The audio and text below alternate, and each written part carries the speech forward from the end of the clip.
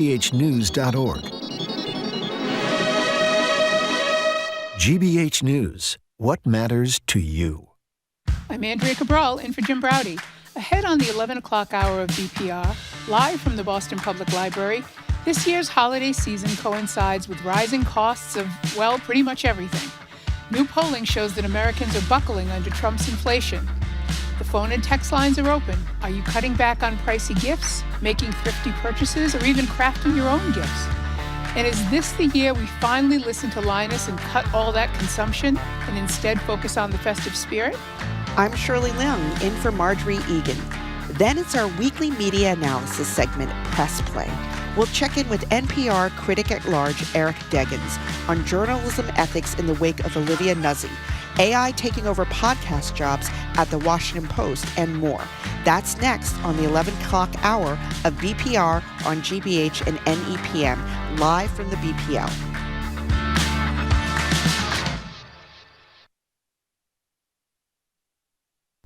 Live from NPR News in Washington, I'm Janine Herbst. Kilmar Abrego Garcia walked away after a scheduled appointment with immigration officials in Baltimore today after a federal judge issued an order that officials couldn't detain him. The same judge ordered his release from immigration detention yesterday.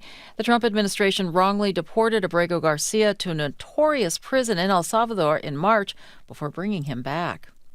The Senate rejected legislation to extend Affordable Care Act tax credits, meaning that millions of Americans will see a steep rise in health care premium costs at the beginning of the year. Senators yesterday voted down a Democratic bill to extend the subsidies for 3 years and a Republican alternative that would have created new health savings accounts. At the annual congressional ball at the White House yesterday, President Trump promised to set aside political differences to work on a health care plan. What a nice group of Democrats. We do. We have a lot of Democrats, and we welcome you. Honestly, we do. And I think we're going to start working together in health care. I really predict that. The House says it hopes to vote on a health care bill next week before it leaves for a holiday recess. In a social media post, President Trump says he's granting a full pardon for an incarcerated former Colorado clerk, Republican Tina Peters. From Colorado Public Radio, Benta Birkeland has more. Peters was convicted of state crimes for allowing an unauthorized person to access Mesa County's Dominion voting machines months after the 2020 election in search of voter fraud. She's in state prison and appealing her conviction. She maintains her innocence and says she was preserving election records. Trump says Democrats have been relentless towards Peters. He says she's a patriot who simply wanted to make sure our elections were fair and honest. Trump can't legally pardon Peters for a state conviction. Democrats point out that she was convicted by a jury of her peers in a Republican part of Colorado. For NPR News, I'm Benta Birkeland. The Trump administration has offered new support for foster youth, telling states to stop taking some of the benefit checks that go to children. NPR's Joseph Shapiro has more. When a parent dies, Social Security pays survivor benefits to dependent children. But for kids in foster care, it's common for states to cash those checks as reimbursement for foster care. Now, in a letter to governors, the Department of Health and Human Services says that practice is wrong, that the checks belong to the child. An NPR investigation in 2020 showed when a child leaves foster care, that money matters. It can pay for college, a car, or a place to live. Since then, 10 states have started passing the checks to foster youth. The HHS letter says all states should follow. Joseph Shapiro, NPR News. You're listening to NPR News from Washington. Good morning. With the latest from the GBH Newsroom, I'm Henry Santoro. The town of Nantucket says it has secured a series of new commitments from Vineyard Wind. The announcement comes after town leaders requested more transparency from the developers as well as formalized plans for emergencies. That's after a turbine blade shattered in the summer of 2024 and debris washed up on Nantucket beaches. The agreement formalizes 14 new protocols. One requires Vineyard Wind to notify 8 designated alerted town officials within hours of any incident that triggers an emergency response. However, there are no guarantees of mitigation if another turbine blade breaks. And researchers at Harvard University's Harvard-China Project on Energy, Economy, and Environment say everyday trash and food waste can be turned into jet fuel. The Crimson Report's details of the study were published last month in the journal Nature Sustainability.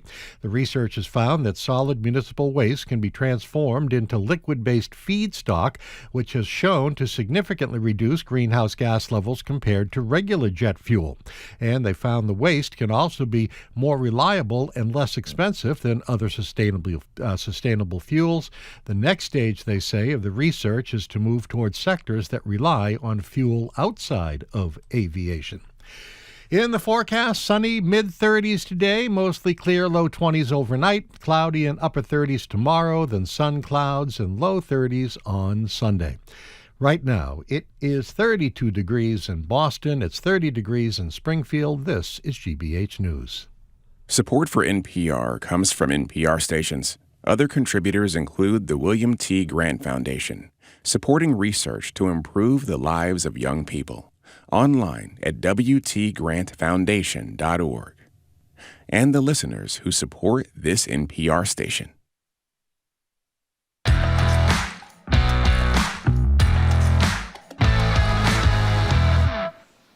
You're listening to BPR on GBH and NEPM.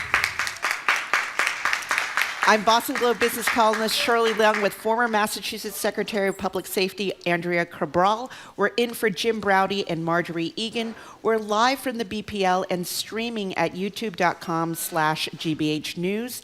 December 16th, we'll have Ask the Mayor with Boston's Michelle Wu, and December 23rd, we'll have Ask the Governor with Maura Healey. Hello, Andrea. Hello, Shirley. We're going to start the show today with an economic and holiday check-in. Since Trump likes to put his name on things, let's talk Trumpflation. The Drudge headline on a new AP poll on consumer confidence in these final shopping weeks before Christmas screamed in huge font, "'Tis the season for inflation." The poll finds that roughly half of Americans say it's harder than usual to afford the things they want to give as holiday gifts. Another recent survey from CNBC says that 80% of Americans think items are more expensive this year, and 4 in 10 Americans plan to spend less as a result. It's not just a feeling. By some estimates, key holiday items are 26% more expensive than last year. Even though our president promised he'd lower prices on day one, he's only made everything worse with his on-again, off-again tariffs, and by dismissing Americans' concerns over affordability as a hoax and a con job. So the lines are open, 877-301-8970. You can call or text. With all of this as context, how are you handling this holiday shopping season? Maybe you're switching from a 1-to-1 gift ratio to a Yankee swap with your family and friends. Maybe you're relying on sales and discounts. Or maybe you're also simultaneously going to reduce your environmental impact and crafting from scratch. What are your shopping strategies this year? Are you spending more and getting less? Or are you instead focusing on the spirit of the season instead of consumerism? Call or text 877-301-8970. That's 877-301-8970. All right, Shirley, what are you doing? I've already spent a lot of money. Why? But what, do you feel compelled to spend a lot of money, or do you have a lot of people that you just have to buy for? Or is it just habit? Well, every year I go to California to visit family. So out of the gate, that's $1,600, right, for a family of 4 to fly to California during Christmas time. And that's actually pretty good, And then my kids are 12 and 14. They're pretty much, all taken care of. I got my older son, he's got a new computer monitor. That was like $160 that we got on Black Friday. My younger son has a $100 basketball. You weren't here for that. Were you here for that? No. I had basketballs today, quality basketballs, $100. And that was on sale because I had it custom. So typically it's $130. And you know what happens to my son? Every year he loses at least one basketball during the season. So I'm pretty sure I'm going to have to buy the same gift for him next year. So, and then I still have to do What my happens mom and if you brother. don't buy him a basketball? Well, I'll buy him a basketball. You can buy a basketball for $25, so he just won't get a nice basketball. Oh. What about you, Andrea? Listen, I have, like I've told people, I give my nieces and nephews money. Yeah. And I give it to them ahead of actual Christmas so that they can do with it what they want to do. They're all grown up. They're all adults. Most of my friends and other loved ones, we kind of have decided a while ago, we don't need anything. Yeah. We don't have to get each other anything. Spending time together is fine. You might get someone something if you've heard them mention that they want something, or it's something that they won't get themselves. But that's kind of the anomaly. It's the notion that you have to buy every single year for the same people every single year. And I don't have kids, so it's not the same scenario. We all realized that what we were doing was buying presents for each other, and then when we go to clean out our basements or our garages and our attics, we're finding all the stuff that people bought us in years gone by that we never used. And it just seemed like a huge waste. So, Andrea, it seems like you have a very Asian Christmas. Giving money. Oh, is that? Yeah, we had a big Christmas. Usually we give money, a big money during Christmas time or Chinese New Year, and usually it's just for the kids. And so last year we had this really big family gathering for Christmas. This is my husband's side in LA, and we had all these different cousins I actually haven't seen in years on his side.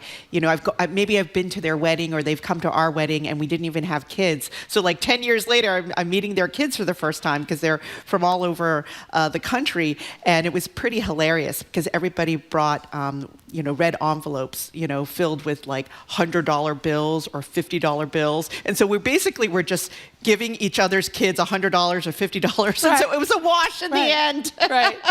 I mean, my nieces and nephews have, the kids that mostly in private schools. And the reason that I do it is because they know better than I do where that money is well spent. And they know how to, if they are, depending on what they spend it on, they're not going to waste it. It'll go to good use. So it just seems to me to make more sense. And believe me, they're very appreciative. Let's hear from our first caller, Sophia. From Cambridge. Hi, Sophia. Greetings. This year, in the spirit of a lot of things, number one, reducing our consumption. Number two, being environmentally thoughtful. Three, trying to avoid anything going into landfill. We are instead, between my sister's family and me, we're looking in our own house for an item or maybe airline miles, something that we no longer need or want, that we think the other family would really love.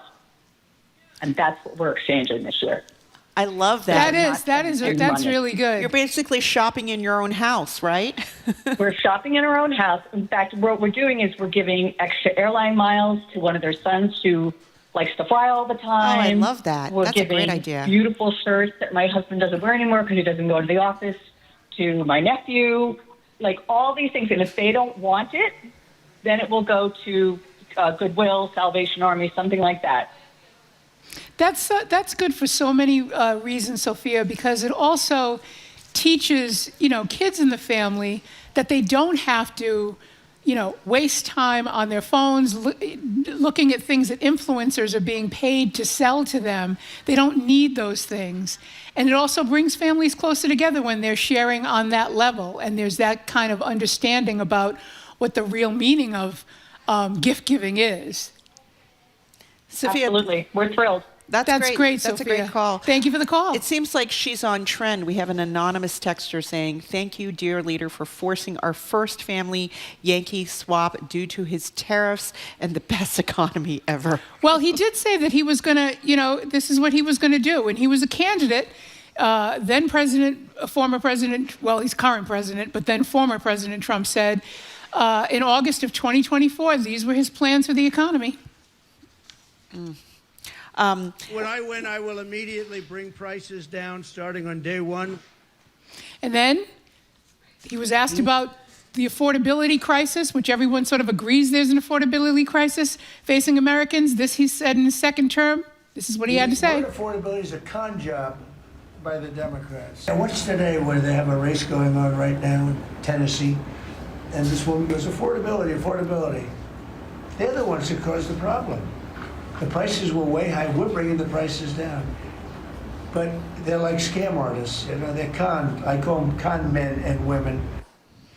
Yeah, that very specifically is not what is happening at all. In fact, the Senate has a joint committee on an economic committee, and they took a look at the amount of money that Trump's tariffs are costing Americans. And roughly this year, it's costing Americans $1,200 a piece. Wow. Next year, it's anticipated to cost us $2,100 a piece. And Americans have paid I can't believe this number, $160 billion in tariff taxes since February. Wow. Not everyone, because not everyone believed it, but people kept saying tariffs are not paid by foreign countries. He told people that was a lie, obviously. Tariffs are paid by Americans. Part of the increase in cost is because Americans are paying the cost of tariffs. The Democrats had to release this. The Democrats on the committee had to release this information because, the Republicans didn't want to make the master look bad. But we're paying a huge amount. It's raising revenue to offset the tax cut he gave to the wealthy. But that's how he's raising it. He's raising it on the backs of tax-paying Americans.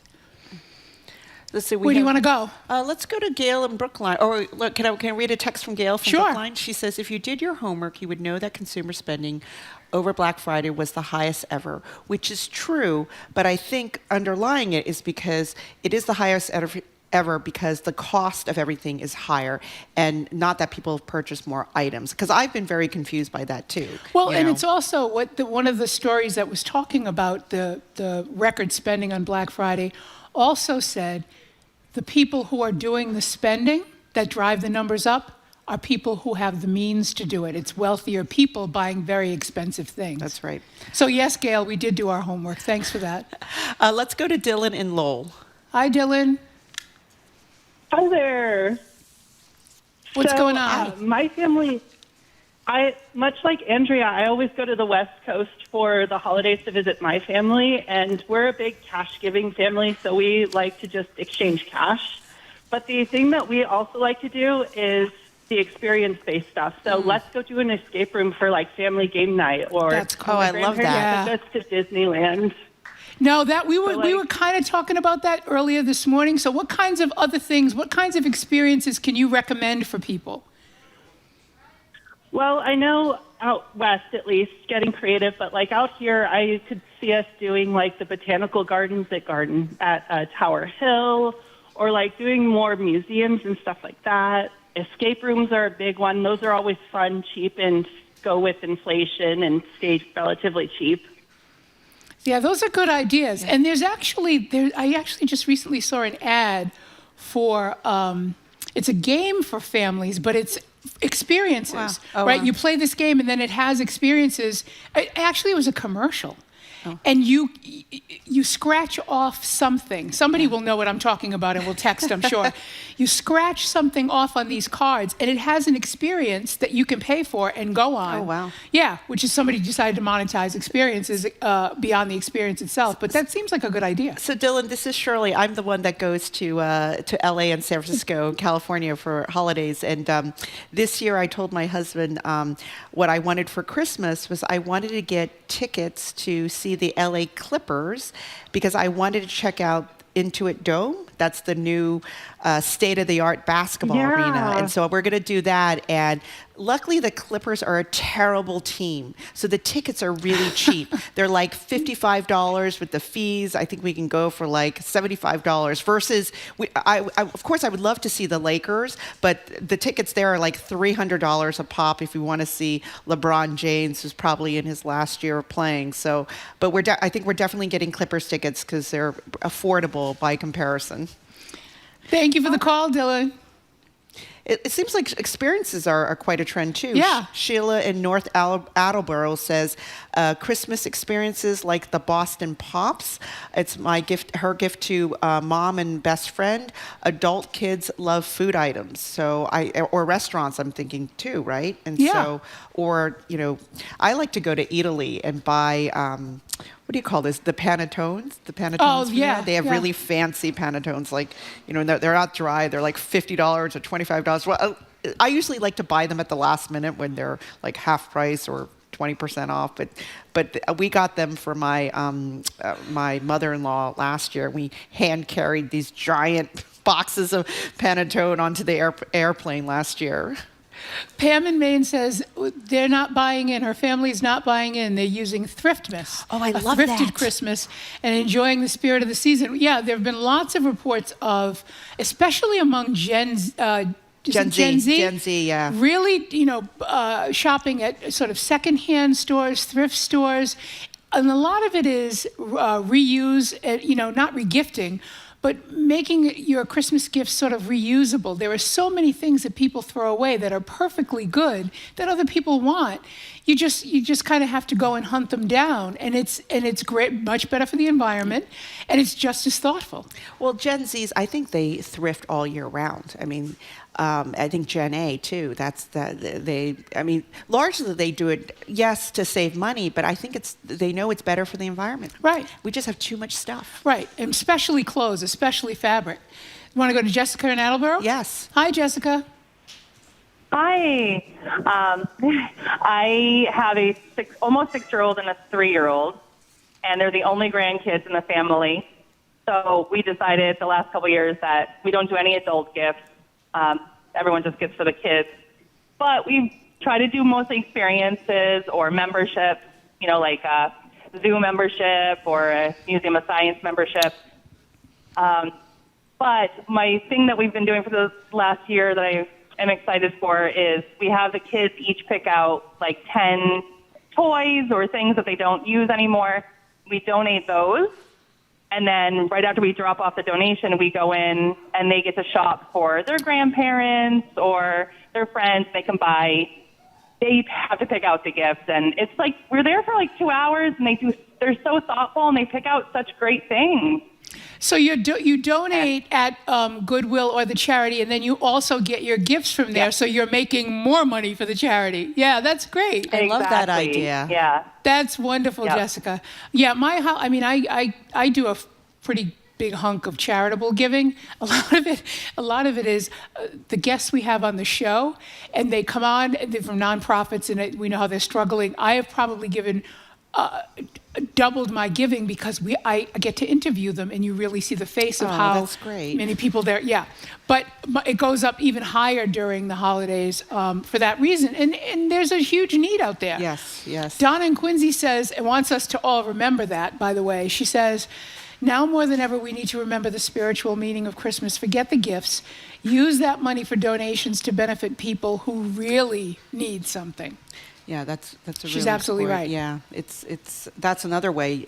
Oh, well, that's another way that you can give donations or donate to charity in someone's name, right? Yeah, there are lots of. One of my favorite charities is Interfaith Social Services in Quincy. I have a very good friend who's on the board there, but they do such a panoply of great giving, and they have a food bank and. They get kids ready for school. They have a backpack program. It's all a number of things, but they make sure that they always have. You can always get a child's name from their list, and the child will have a wish list. Maybe it's stuff that's on Amazon or someplace else, and you can buy for that child and get the gifts for them. And it's really a very nice thing to do. Just pick one kid and do it for one kid. I just want to remind everyone, you can call us with your, we're doing our economic and holiday check-in. The number is 877-301-8970. Again, that's 877-301-8970. Listeners, call this number. We want to hear from you. One of our texters says for under experience ideas, the tie-dyed Your Guide. It's a pizza, a beer, and the Paul Revere tour. Oh, I like that. I think we had the guy who does the tour on the show not too long ago. It was over the summer, not too long ago. Most of our texters, I'm surprised, a lot of our texters are saying, I don't know if it's most, but a lot of them are saying that they're turning away from the traditional shopping and the frenzy and the chaos of that, and they're finding, either through experiences or some other way, ways to spend that quality time with their families, but not spend that money. And a lot of it is around reusing and thrift or donating, that's really good to see. Yeah, well, I'm surprised. We always do at work, we do a Yankee swap. And so we have a Yankee swap in our department, which is always fun because I can get rid of stuff that I'm not using. Before we go to a break, Liz in Dorchester, I just want to mention this because More Than Words is wonderful. Liz in Dorchester says, if thrifting, do it for a good cause, helping youth at More Than Words in the South End, in Cambridge or Waltham. More Than Words is absolutely fabulous. Google it, find out what their work is. They're great. So donating to them would be a good idea too. I think it's books, right? It's books, lots of books. But the kids themselves actually help to manage the nonprofit. So it's also teaching them sort of the business end of a nonprofit. It's great. And they take donations. All right, so Adam from Worcester, he's got an idea here. He said, last year Hanukkah and Christmas overlapped, and our niece and nephew, who celebrate both, became absolute monsters as they received millions of gifts. They hardly knew, what to do with them. This year, we're crafting gifts. I'm woodworking, and my wife is sewing and embroidering all the gifts. Less stress for us, and maybe a teaching moment for the kids. I like that. That's great. That is really good. And what's great is that they saw that, and they thought we should do something different, and they came up with something different. Another anonymous texter says, my parents always gift the adult children gift cards every year. This year, when my MAGA mother, I guess that's what she calls her, asked what I wanted my gift card from, I told her to use the money and donate it to a rural NPR station that's suffering financially. I picked out a station for her and said, all I want in my envelope is the tax receipt. I love that. Because you got to have proof that she actually, the MAGA mother, donated. That's pretty good. Anyways, 877-301-8970. That's the number to call, 877-301-8970. I think we should probably take a break. All right. So more of our calls and texts next. We're going to take a quick break. I'm Shirley Leung. She's Andrea Cabral. We're in for Jim and Marjorie. You're listening to BPR on GBH and NEPM, live from the BPL and streaming at youtube.com/GBH News.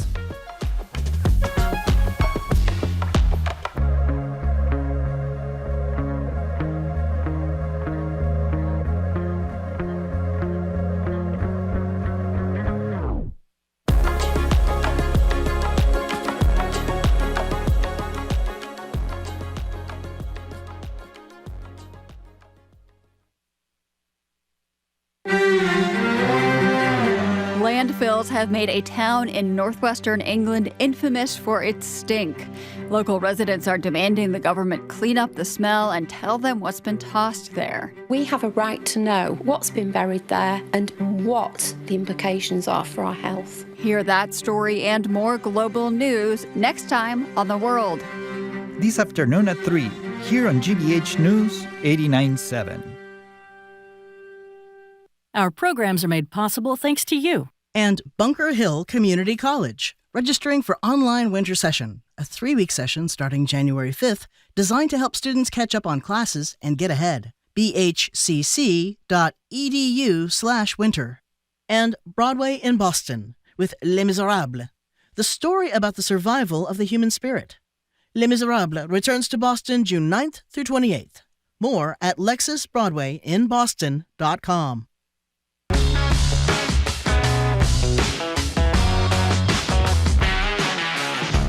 Welcome back to BPR on GBH and NEPM. I'm Andrea Cabral in for Jim Browdy, here with Shirley Leung in for Marjorie Egan. We're living We're living. We are living. We're alive, and we are live from the BPL and streaming at youtube.com/GBH News. If you're just tuning in, we're taking your calls on the holiday shopping season. The vast majority of people say it's gotten more expensive, due in part to Trump's tariffs. How do you think, or what do you think about all of this? And how is it impacting the way you shop and give gifts this holiday season? Give us a call or text us at 877-301-8970. Again, that's 877-301-8970. We did get a text from Doug in the car who was saying that he can't afford to give Christmas gifts this year. He's got to pay his rent and his bills. And it sort of started to make me think about, you never know who in your circle can afford or cannot afford to give Christmas gifts, and how that person feels if they're the only person not giving a gift, especially if they're getting them. Right. So it's just something to think about if you're thinking about alternative ways to give gifts or spend time. It might make it easier on someone, and you may not even know that you're making it easier on them if you choose something that's not really money-based to do. So think about that too, that you may be helping someone by not doing the traditional exchange. Let's hear from Heather from Florence. Hi, Heather. Hi. Hi. So, okay, great. So I actually have two thoughts, and because I often have a lot of kids in my life. One is that the favorite gifts that I've ever given turn out to be things like music lessons or the fees for a sports camp, because kids go through all kinds of enthusiasms, and it's really hard to be a parent and say, well, I can't afford guitar lessons, or, so that's what I do. And then with older people, turns out one of the most popular gifts is a Y membership, a senior level Y membership. Oh, wow. That's a good great. idea. Gets them out of the house, and it turns out to be a thing that they often scrimp on themselves. And they're not very expensive. Yeah, I should go to the gym, and I should go to the, Build Your Bones class, but I can't really afford it. So those are my two thoughts. Heather, thank you for the call. How expensive are the Y memberships? Those aren't very expensive, are they? They're not terribly. And actually, the senior membership where I am is under $200 a year. Oh, wow. And one of the other thoughts that I've had is I get together with other people and we pool our resources to buy that gift for the person. Oh, that's a good idea, too. So 10 of us chuck in $20 and we get a senior membership for somebody, and they're going to really use it and really appreciate it because they wanted it but either couldn't afford it or couldn't justify it. Thank you for the call, Heather. that. It's nice to hear how thoughtful people are. Yeah. People are being very intentionally thoughtful about their gift giving, and the element of helping other people really just kind of add to it.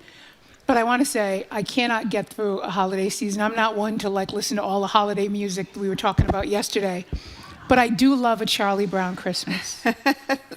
So I just want to say we should all take a word from Charlie Brown about the commercialism of the season. Let's hear from Charlie Brown. I guess you were right, Linus. I shouldn't have picked this little tree. Everything I do turns into a disaster. I guess I really don't know what Christmas is all about. Isn't there anyone who knows what Christmas is all about? And Shirley, for your son, let's hear from Lucy. All right. I know how you feel about all this Christmas business. Getting depressed and all that. It happens to me every year. I never get what I really want. I always get a lot of stupid toys or a bicycle or clothes or something like that. What is it you want? Real estate. That is exactly what my 14-year-old would want. Right. So next year you can tell him you bought him a condo. Let's hear from, I think we have time for one more caller. Sure. Jane from Newton. Hi, Jane. Oh, hi. Can you hear me okay? Yes. Okay, so a couple things. First of all, the reason I called had to do with More Than Words.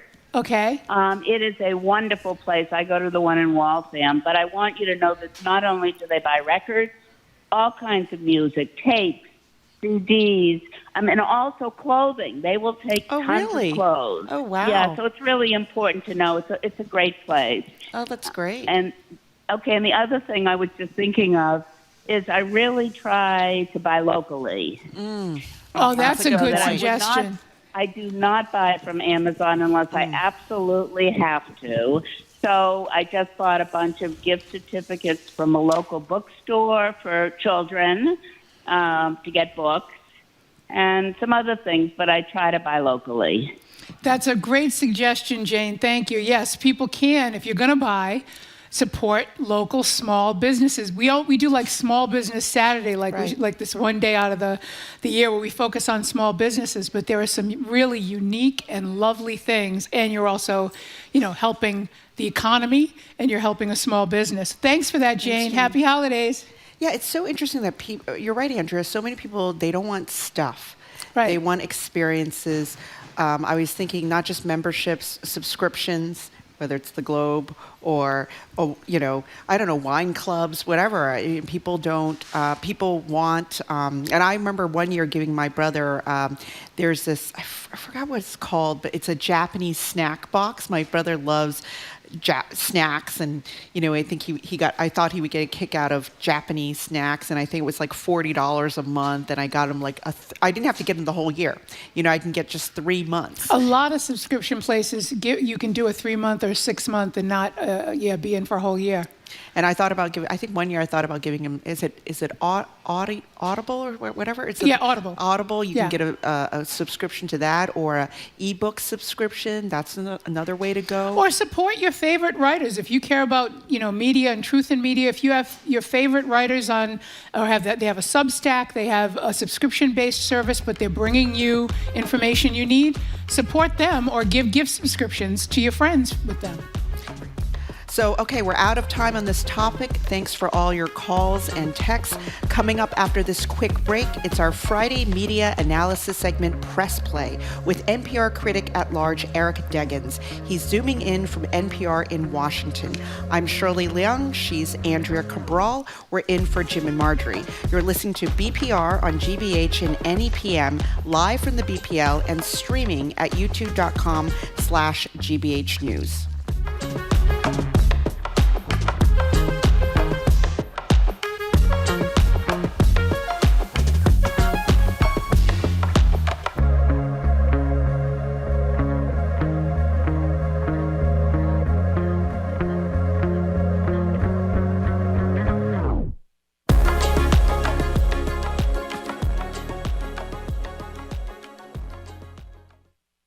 I'm Jared Bowen. Coming up on The Culture Show, Jimmy Kimmel Live lives on under a new contract. A far cry from his recent suspension, which ignited a debate over censorship and the boundaries of late-night comedy. We'll also remember Napoleon Jones Henderson, the renowned Roxbury artist and Afro-Cobra trailblazer.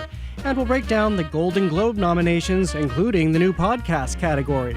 We take on that and more in our Arts and Culture Week in Review, today at 2 on 89.7 GBH.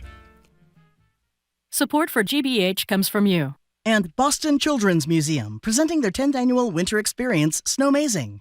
Activities include a sock skating rink, a Northern Lights-inspired art installation, and a winter book nook.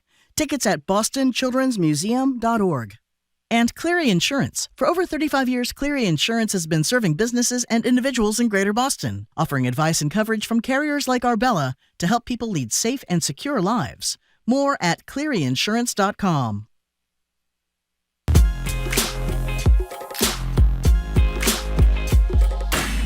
Welcome back to BPR and GBH and NEPM. I'm Andrea Cabral in for Jim Browdy, here with Shirley Leung, who's in for Marjorie Egan. We're live from the BPL and streaming at youtube.com/GBH News. It's time again for our weekly media analysis segment, Press Play. This week, we're joined live from the mothership NPR headquarters in Washington, D.C. by Eric Deggans. He's critic at large for NPR. He's the Knight Professor of Journalism, and that's Knight KN, not just N, and media ethics at Washington and Lee University in Virginia, and author of the Switching Codes Substack, available at ericdeggans.substack.com. Eric Deggans, welcome back to the show. I haven't seen you in a while. I think I've interviewed you one time before, but it's always a pleasure to have you on. Yeah, thank you for getting the KNIGHT right. Because the Knight Foundation pays my bills. So it's nice to make sure they get all the credit they deserve for funding great journalism education across the country. Hi, Eric. I'm meeting you for the first time. Hi. Shirley Leung from the Globe. So catch us up on what's going on with this corporate battle royale for Warner Brothers Discovery. It seems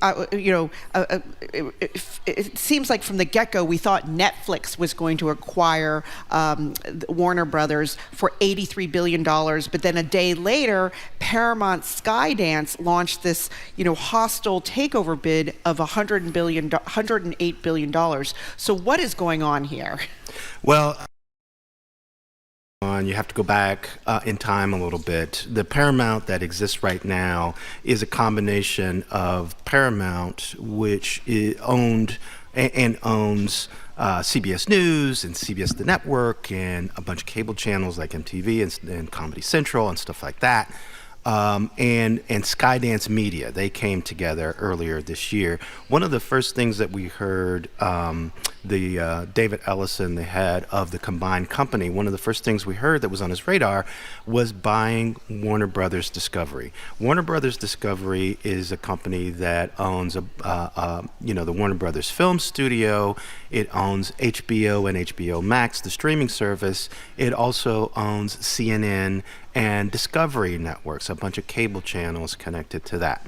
So Paramount announced an intention to buy all of it and very visibly and aggressively courted both the Warner Brothers Discovery stockholders and also made it known that they thought that President Trump would prefer that they get control of the company. Now, there's concern about that because Paramount has, in trying to curry favor with the Trump administration, has done things that people feel has changed CBS News, has elevated people who don't necessarily deserve it, have compromise the journalism in favor of people whose ideology Trump might be more friendly to, things like that. So there's a lot of concern that if that company gets control of the company that owns CNN, that might be a problem. But it was thought in the media industry that Paramount pretty much was had paved the way for purchasing this company. But Warner Brothers Discovery insisted on taking bids from anyone who might be interested, and Netflix came out of nowhere with an $83 billion bid that did not include the cable channels, including CNN and Discovery Networks. The Warner Brothers Discovery had already planned to split itself up and create a separate independent company that would hold all of its cable channels, which are kind of declining in value because of cord cutting and the fact that the cable industry seems to be in decline right now. So Netflix has stepped up with an $83 billion bid that would not include the cable channels, but the people who own stock in Warner Brothers Discovery might still make money if that spun-off company makes money or if that spun-off company gets sold to someone else. So that $83 billion bid might not be all that they make off of this sale. Paramount has now said they're going to try and mount a hostile takeover, which means they're going to try and convince the people who are not leading Warner Brothers Discovery but still have stock to sell their stock to them by offering them even more money. They claim to have over $100 billion in a deal put together, but that involves funding from sovereign wealth funds from the Middle East, from problematic countries that have troubling human rights records. And of course, it would put CNN in control of a company that has shown that it would do some troubling things to kowtow to President Trump. Yeah, I mean, just... Did that explain it all? more or less. As comprehensively as it could be explained in this short period of time. Can you just give people just a little bit more background? The Skydance merger was very important to, I forget her name, Sherry Redstone. Sherry Redstone. How could I ever forget the Redstone last name? Of course. Can you just let people know what okay, so you want to go even further back. Right, because that's really what's paving the way for this friendship and this their knowledge that they can curry favor with Trump and get what they want comes from the Skydance merger. Yes, and also what we're really talking about is that people who own these media companies that are saddled with a lot of debt, and they are trying to figure out how to sell these companies to some other concern that will wipe away their debt. So Sherry Redstone controlled National Amusements, which owned Paramount before the Skydance merger. And they had a bunch of bills that were coming due that would have been a tremendous financial burden for Sherry Redstone. And so she was highly motivated to try and make this Paramount Skydance deal happen so that her debt would be wiped away and she would make millions rather than owe millions. And so, there's some thought that perhaps that added incentive to, for example, cancel Stephen Colbert's Late Show when it ends in May. They did agree to end all their diversity, equity, and inclusion programs as a company. David Ellison, the guy was saying, wound up leading this combined company, met with the FCC chairman, Brendan Carr, while the deal was under consideration, and there's some sense that there were promises made. It's hard to know because this is not the most transparent administration, and David Ellison hasn't talked very much about what discussions he had with Trump officials before this deal was approved. But they did settle the lawsuit. But powering it all is this sense that there was this tremendous amount of debt and this bill was coming due and they had to sell the company, so they couldn't be too choosy about who was going to buy it or what they were willing to do in order to get the company sold. The same problem is with Warner Brothers Discovery. When that company was created, it took on $50 billion in debt, and they have tried to do a lot to reduce costs. They've laid people off. They've shelved series from streaming to save tax money. They've shelved movies that they had almost completed production on, just never released them in order to save money on taxes. But ultimately, that company still has a lot of debt. And if it gets sold to either Netflix or to Paramount, David Zaslav, the person who controls that company, stands to make millions and millions and millions of dollars along with the shareholders, rather than struggling to keep a company afloat that still has a sizable amount of debt. And what's troubling to me is the Donald Trump's attempt to be part of this deal. I mean, presidents should not be part of corporate deals. This never happened before. Right, and I mean, Jared Kushner, his son-in-law, is part of the Paramount Skydance deal through the Saudis that Eric just referenced. Right. Well, he's part of a company that's also helping fund this. Yeah, and the private equity company. But that's not it. And Trump is also speaking publicly about who he would prefer to get control. Well, basically, he said that he would prefer that whoever currently owns CNN sell it.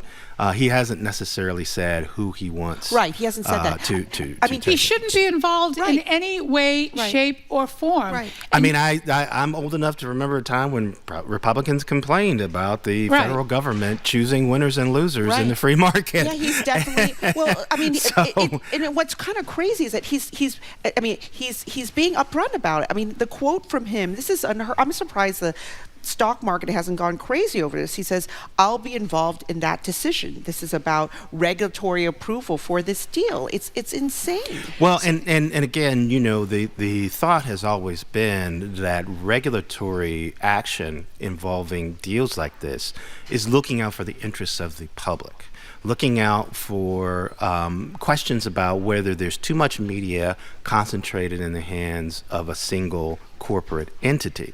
So you would expect the Federal Communications Commission and the Federal Trade Commission to weigh in on that. But instead, the president is signaling that the values that will affect the federal authorities' view on this deal is more what Trump wants. And what Trump seems to want is a silencing of media outlets that criticize him. And that's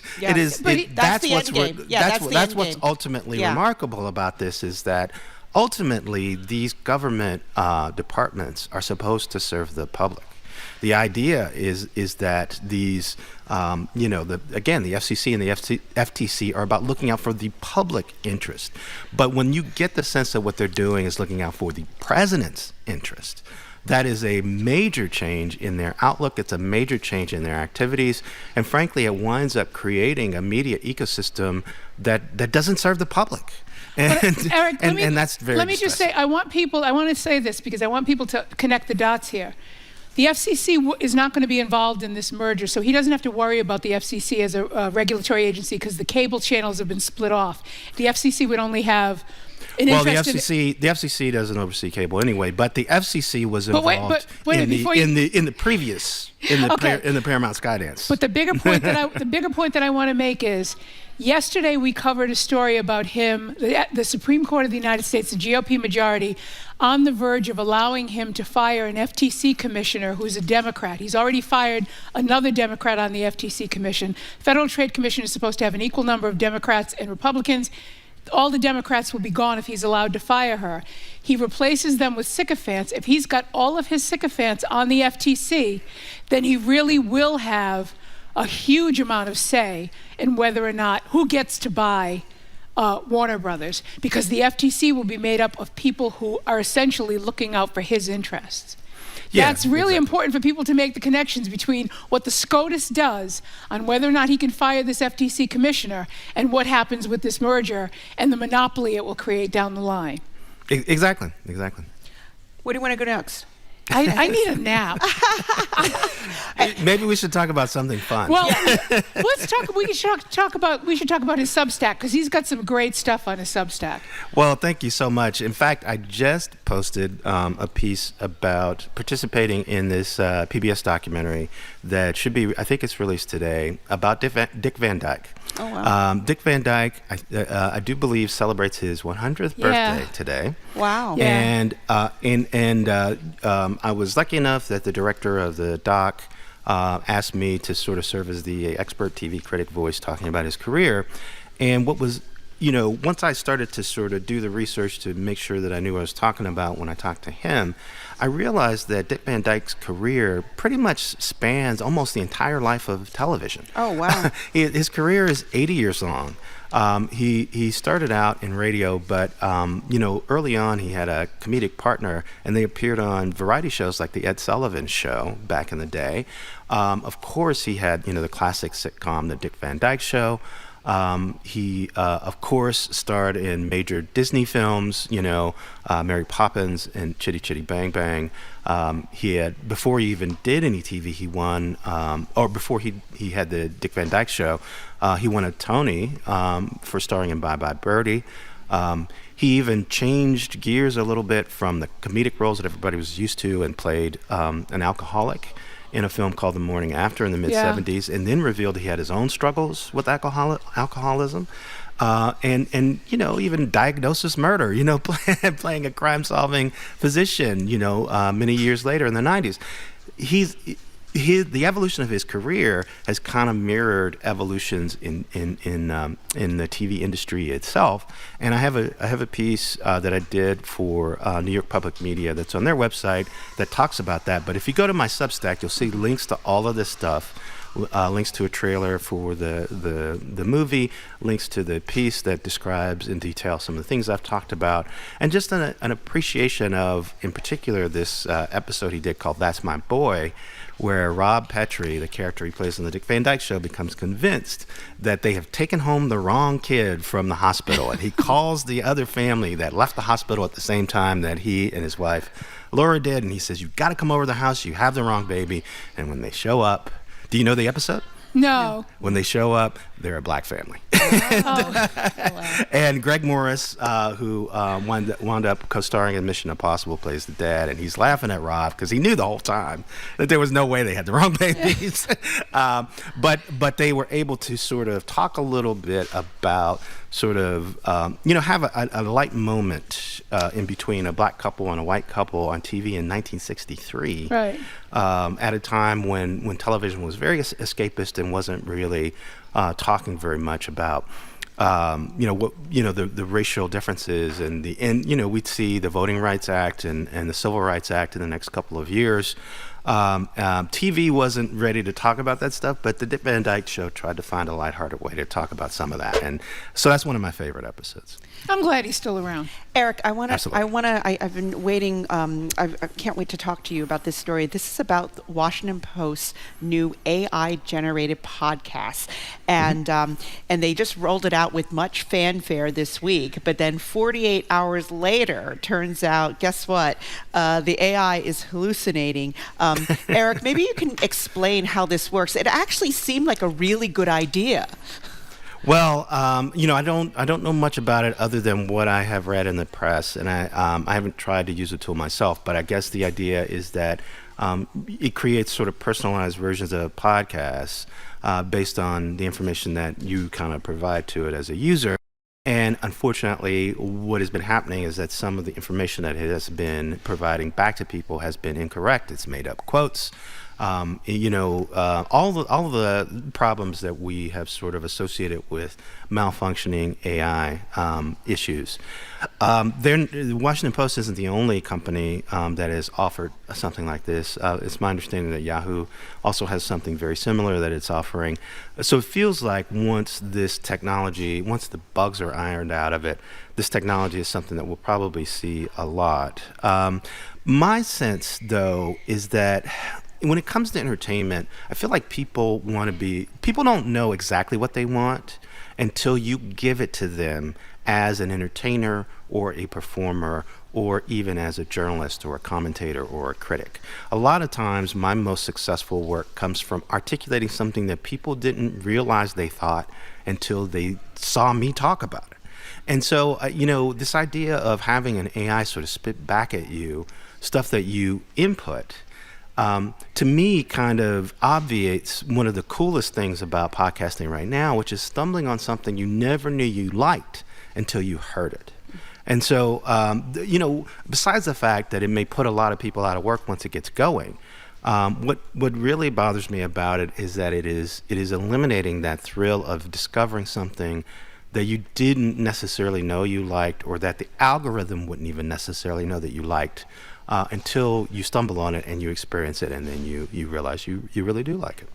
Well, do you have something else? No, go ahead. Yeah. No, the two things, I'm with you, Eric. I agree with you. And I also worry that it makes people sort of immerse themselves further in their own bubble. It's like curating your own regular news, right? Now you're going to curate a podcast that has AI personalities talking to one another about the stuff that you told them you were interested in. So that's the first thing. The second thing is, every time you put something in, they're collecting data about you and your preferences, and they're using that for corporate purposes. So I'm with you. I think this is awful. But I think this is the future. Maybe not every podcast will be AI generated, but the reason why the Post did this was to get younger readers or younger audience.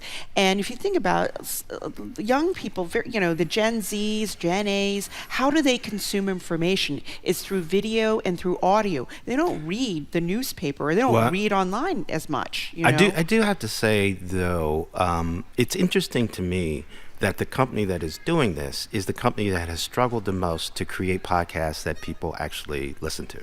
The New York Times, you don't necessarily see them making this a centerpiece of their podcasting strategy, because they know how to create podcasts that people want to listen to. As far as I know, at NPR, they're not doing that for the same reason. So to me, it almost kind of feels like an admission, hey, the stuff we're doing, we don't necessarily know how to come up with a podcast that people want to listen to. So we're gonna. I would much rather see the Washington Post invest in talent that can create podcasts that really can captivate listeners, because I think ultimately that's what's going to move the needle, not something that's constantly sort of spitting back at people. Stuff they already know they like. Right. Yeah, they used to have that talent before they left. I think they still do have it there. It's just, I hate to see resources siphoned from creating original podcasts with real people to creating this technology that ultimately will put those people out of work, or at the very least limit the resources that they have to do the great work that they're capable of. Eric, we only have one more minute. Okay, I just 1 second about Golden Globe podcast category. What do you make of that? We have a heart out. Yeah, fast. Have a heart out. Yeah. Okay, so I put up a tweet saying I was glad that we didn't see Joe Rogan and some of the more toxic podcasters get nominated. NPR got nominated, which is awesome. That's great. Along with Amy Poehler, who I think does a really great podcast. So hopefully we'll see somebody really cool win that category. Yeah, and locally, Mel Robbins is nominated as well. So we've been Eric. Thanks, Eric. We've been speaking with Eric Deggans, critic at large for NPR, the Knight Professor of Journalism and Media Ethics at Washington and Lee University in Virginia, and the author of Switching Codes Substack. We say goodbye to you listening on NEPM, but make sure to tune in to the Fabulous 413 starting at 3 o'clock this afternoon. The show continues here in Boston. Up next is Callie Crossley. I'm Shirley Leung. She's Andrea Cabral. We're in, and you're listening to BPR on GBH and NEPM, live from the BPL, and streaming at youtube.com at GBH News.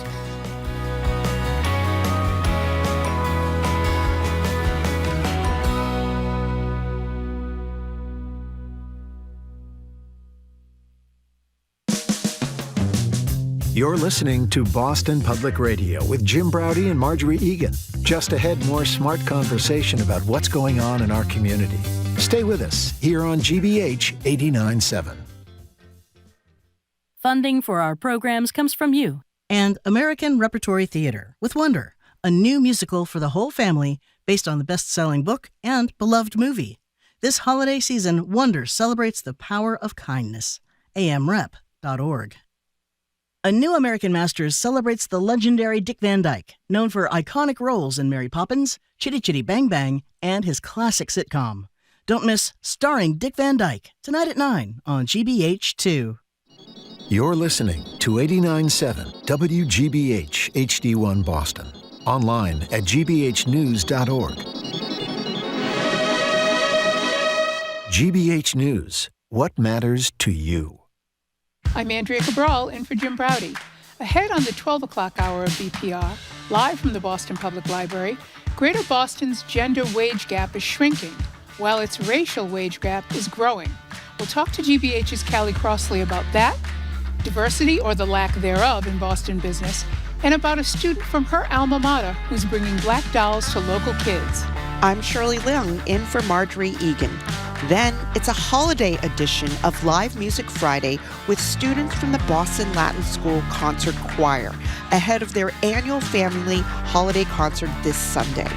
All that, plus our vaunted Two More Things segment, next on the second hour of BPR on 89.7 GBH, live from the BPL.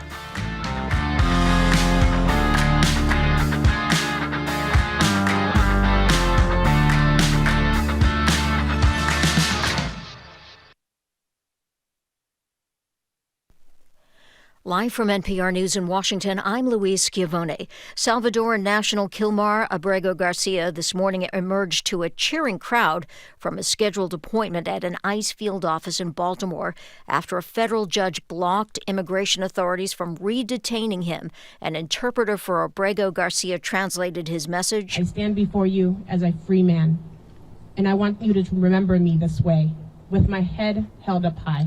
Simon Sandoval Motionberg, one of Abrego Garcia's attorneys, told the crowd outside the ICE office. He's walking out the door and he's heading back to Prince George's County to be with his family, with his child, with his wife, who are waiting there for him. Everyone is extremely happy about this.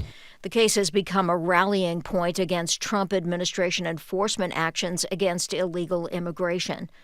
The Department of Housing and Urban Development is investigating Boston for alleged housing discrimination.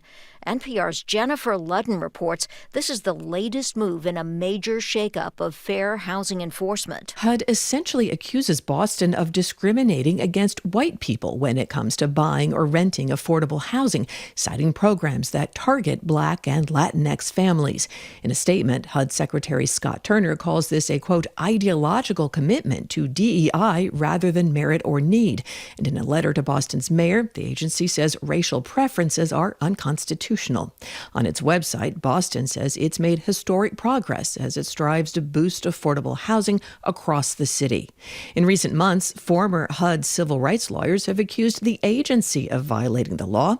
They say it's interfered in fair housing cases against minorities and others. Jennifer Ludden, NPR News, Washington. The Pentagon has received a report from the U.S. Navy on Senator Mark Kelly of Arizona.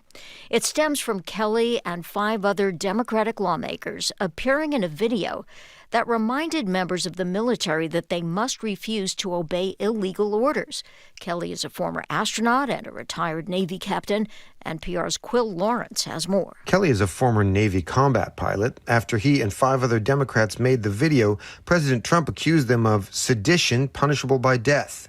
Now, a defense official who was not authorized to speak publicly confirmed that the Navy sent recommendations to the Department of Defense's General Counsel about the highly unusual possibility of recalling Callie to active duty in order to punish him. The official offered no further details. Senator Kelly's office told NPR that Callie won't be intimidated and said, quote, Pete Hegseth and Donald Trump could do themselves a favor and learn about the country's history, the Constitution, and the rule of law.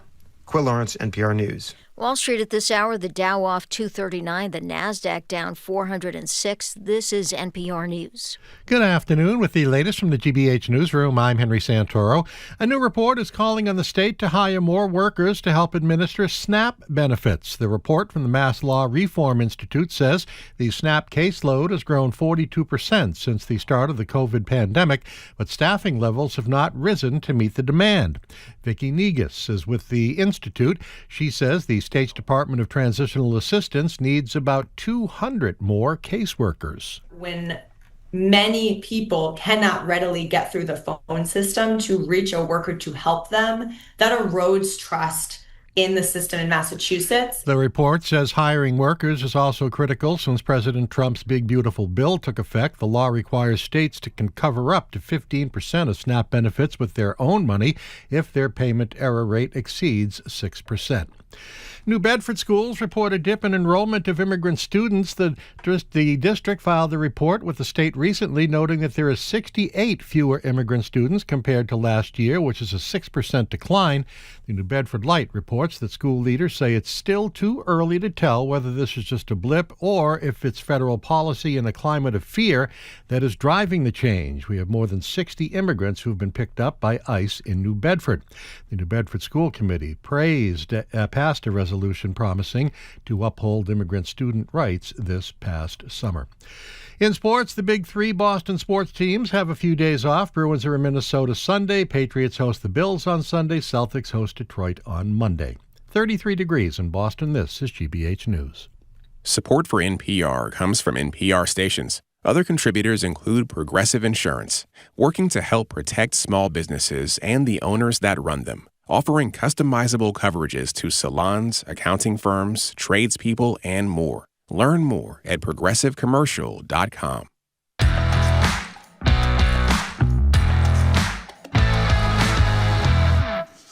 Welcome to hour number 2 of BPR. Yay! I'm Boston Globe business columnist Shirley Leung. I'm here with former Massachusetts Secretary of Public Safety Andrea Cabral.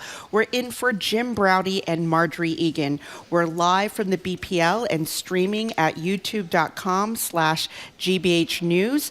On December 16th, we're going to have Ask the Mayor with Michelle Wu.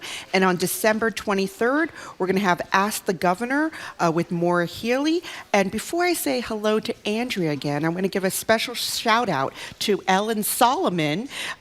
She's a Thanksgiving buddy. We've spent about 20 Thanksgivings together. So she's here live at this incredibly full cafe. So anyways, welcome Ellen again back to Newsfeed Cafe, and hello Andrea again. Hello again, Shirley. We're joined at the BPL desk by Callie Crossley. She's host of Under the Radar with Callie Crossley, which airs Sunday nights on GBH. You can also hear her Monday Callie commentaries on GBH's Morning Edition.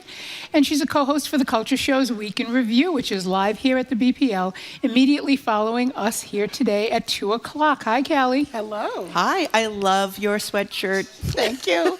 It's Black Santa time. Black Santa, I love it. I love it. Yeah.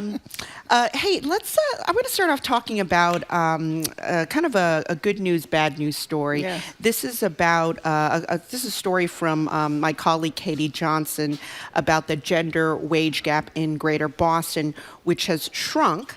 Good news, but the racial wage gap continues to widen, and this is a report from the Boston Women's Workforce Council. What's your thoughts on what's going on here? I should tell you that I was driving and listening to the report on GBH yesterday, and the headline, as you said, but they said, the gap has shrunk, and I said to myself, that must mean men are earning less, and it turns out that's exactly what it was. What it is. That's how cynical I am. So I come to this new data, which is important to have, about that gap widening. Not surprised, really.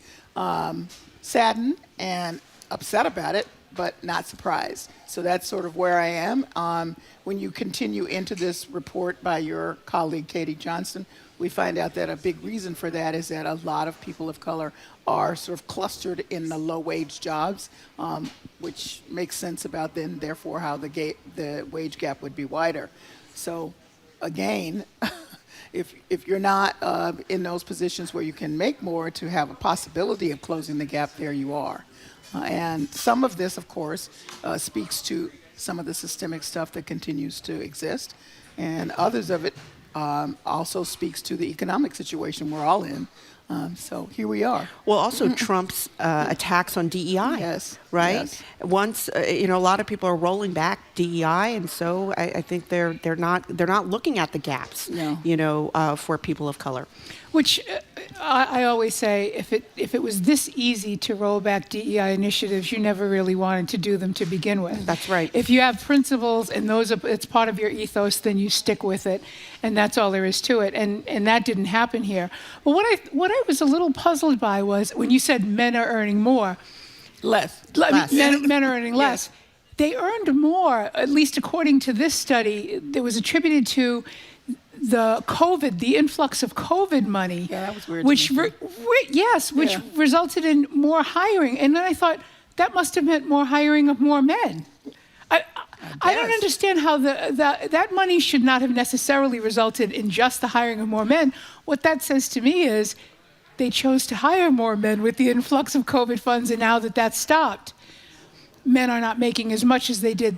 That, I think, deserves its own study. Yeah. Because that's untroubling. Well, you know why there were more men working at COVID? It's because the women stayed home to watch the kids. Right. Because remember, the schools were closed, and they had that horrible hybrid, horrible hybrid schedule. So one parent had to stay home, one parent, and also remember a lot of the child care facilities closed and never reopened, and some of them went under, and so child care was impacted. So a lot of women stayed home to take care of the kids. And just to follow up on that, a lot of women, high wage earners, dropped out during that time. They just said, okay, got to make a decision. I'm dropping out, and I'll just have to figure something out on the other side of this. But what does this say to you about the intentionality of employers? I think it's more than just a lack of focus. It's maybe that I'm just being cynical. The intentionality of employers in not closing these gaps year after year after year. Well, what it says is, if you look at those organizations where they've been pretty successful at evening the playing field, and that's what we're talking about. We're not talking about somebody leaps ahead 15 steps. We're talking about let's just even the playing field for two reasons. First of all, there are some companies that understand, because there's multiple studies that indicate that if you have a diverse workforce, you make more money. So there are some just pure bottom line motivations for a number of companies. Has nothing to do with altruism. They see the bottom line and they're like, hey, I'm going to work over here in this space because I know what the result is for our wallet and pocketbook. That's the bottom line. Then there are others that say, well, we can do two things at once. We can make certain that our bottom line, that's the driving motivation, but at the same time, we can understand that the reason that it happens is because when you have a bunch of people with diverse lived experiences, you come up with better and more solutions. Okay, so let's say people say, well, I don't know if it's better. Okay, you come up with more options.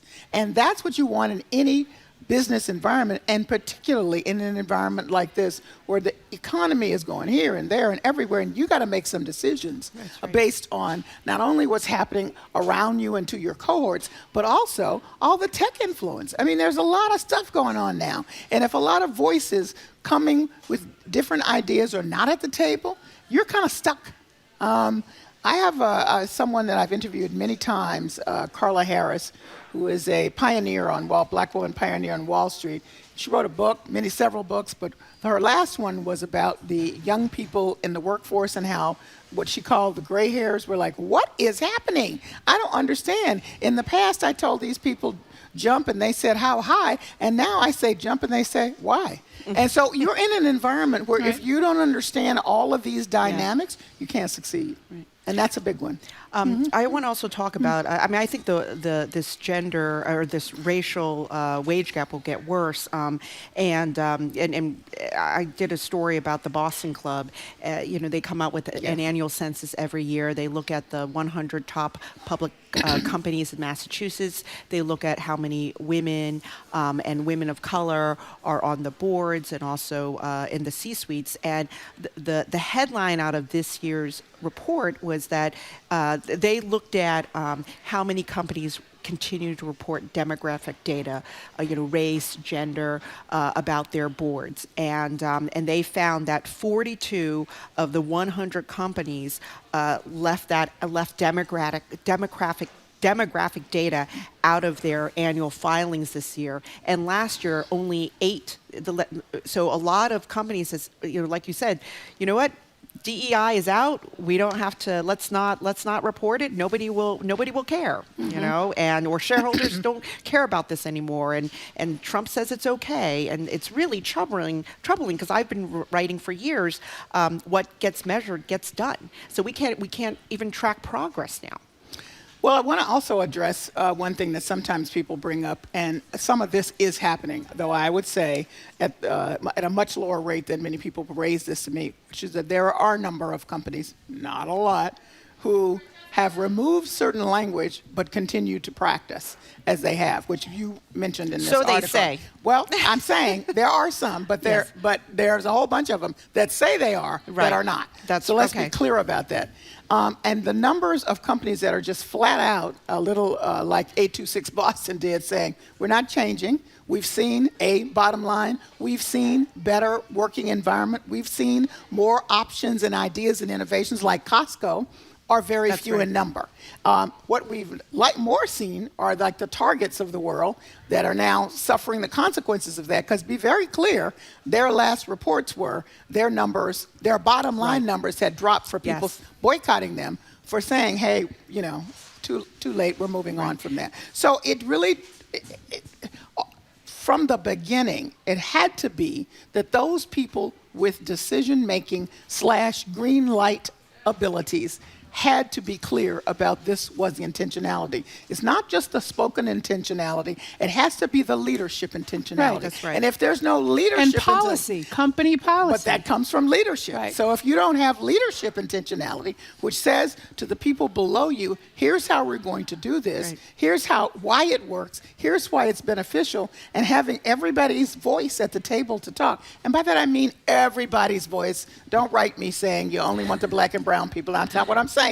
I'm saying everybody's voice at the table. Then you don't get the kind of results that companies who have benefited from it have. And it helps if you have diverse leadership to drive that policy. Yes. And I mean, as I concluded my column on this year's Boston Club census numbers, it's really up to employees to say something to the leadership about diversity matters, also shareholders and consumers, right? I mean, Costco, when they came out and said, we will continue to support diversity, I think their membership went up. I think they're actually doing better now. And because they were one of the few companies that said, nope, we're standing by diversity. We're not giving it up.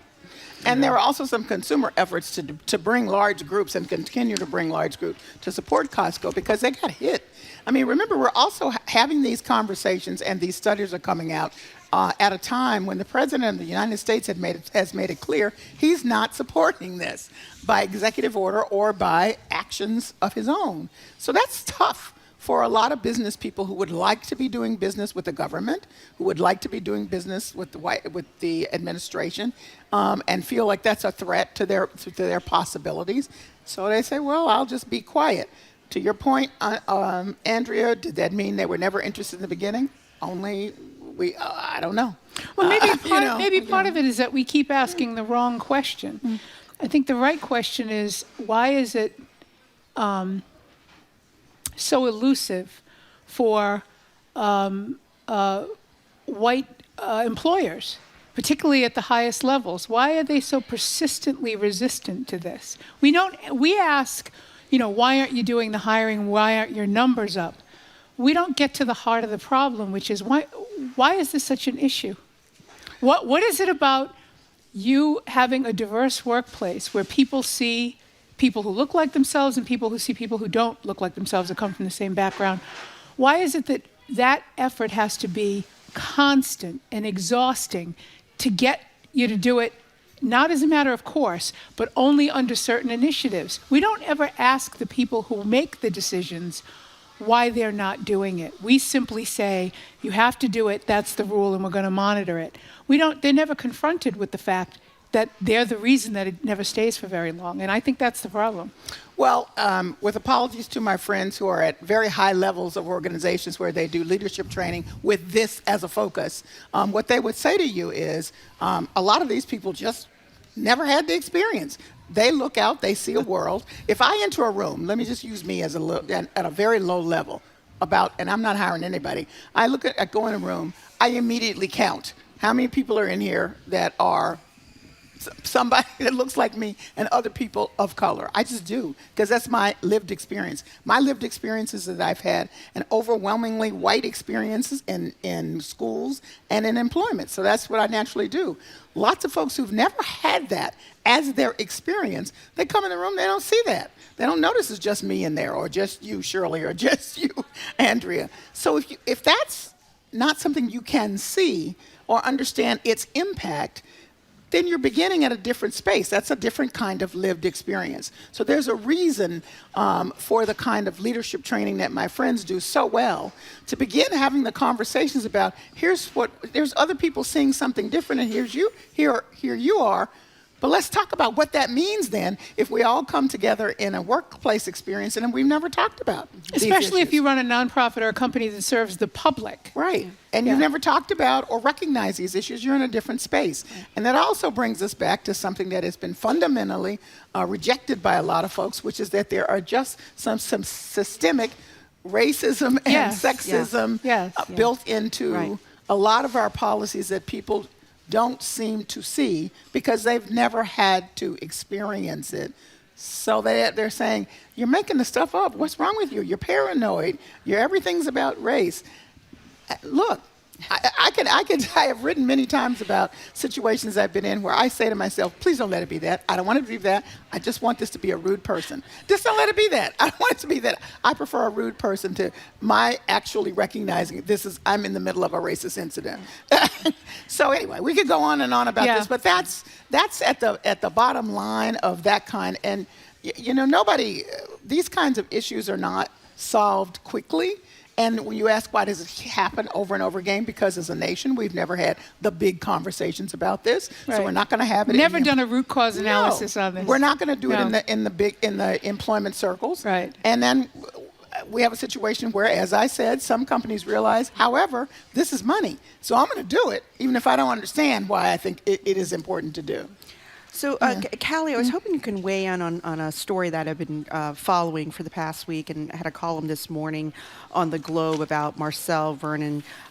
He is the CEO of the Massachusetts Convention Center Authority, and it looks like his board is trying to force him out. He is Vernon, who is black. He was brought in to help this quasi-public agency. It runs the convention centers, like the big one in Southie and the Hines next door here. It has a really bad reputation of being an unwelcoming place for people of color, whether it's employees or customers or vendors, and he was trying to fix it, and suddenly he might be forced out. What do you think this is about? What do you think is going on here? What have you been hearing about what kind of message this sends to black leaders who are trying to run organizations and be CEOs in Boston? Well, it's not it sends a scary message, and we've just been talking about the other things going on in the context, which this just adds to it. I mean, there may be a lot of things that we won't know because these are employment issues. I mean, I think the important not there, everything is important in your piece, but I think one thing that just caught my eye is that there was an audit by Prince Lobel Tai, and they said here are the issues. Yes. So they've already documented there's some issues, and now this guy is hired to address them, and then all of a sudden, well, maybe it's not all of a sudden to the people there, I don't know, but it seems from the outside, we need to say, all of a sudden, here he is with 30 years of experience across hospitality and government. Presumably he was quite successful in other places. He's brought here to address what happened in the audit, what came out of the audit, and now he's being booted out. So I would say this. Yes, there's an employment issue about some issues that we'll never know because we can't discuss, but it seems to me that there's a larger concern here, and that Maura Healey or the Convention Center Authority itself board is going to have to say more about it, because this looks bad on many levels. As the kids say, the optics are not good. They are not good. They're not good. And I do have a feeling that there's going to be a lot more to come from his response, and then the board's response, and then the governor's response, which is still forthcoming. So, yeah, we'll see. So now we're going to talk about the People of the Year, respectively, both the Time Magazine's Person of the Year, which is often people and not necessarily a single person, and also locally, the Bostonians of the Year, which is really a very nice, sort of very diverse group of folks, for diverse in both reason and in the people themselves. But let's start with Time, and I have to confess, I saw Elon Musk's picture in the group, and I thought I'm not reading this story. But that's just me. Okay. Talk about what Time naming, who they named as Person of the Year. Well, they named 8 folks, and a lot of them I never heard of, which I think says something about how far behind I am, because I should at least understand their names, even if I don't understand all of what they're doing in the AI space. I was particularly interested in Lisa Su of Advanced Micro Devices, because, as I just said, I always go to the women and say, oh, this is interesting. So what Time is saying is that there are 8 people here who have been critical to building this AI infrastructure that folks said just a few months ago, it's ramping up, we're going to get used to it, and here we are, buzz, like that. We are here in ways that I could not have anticipated.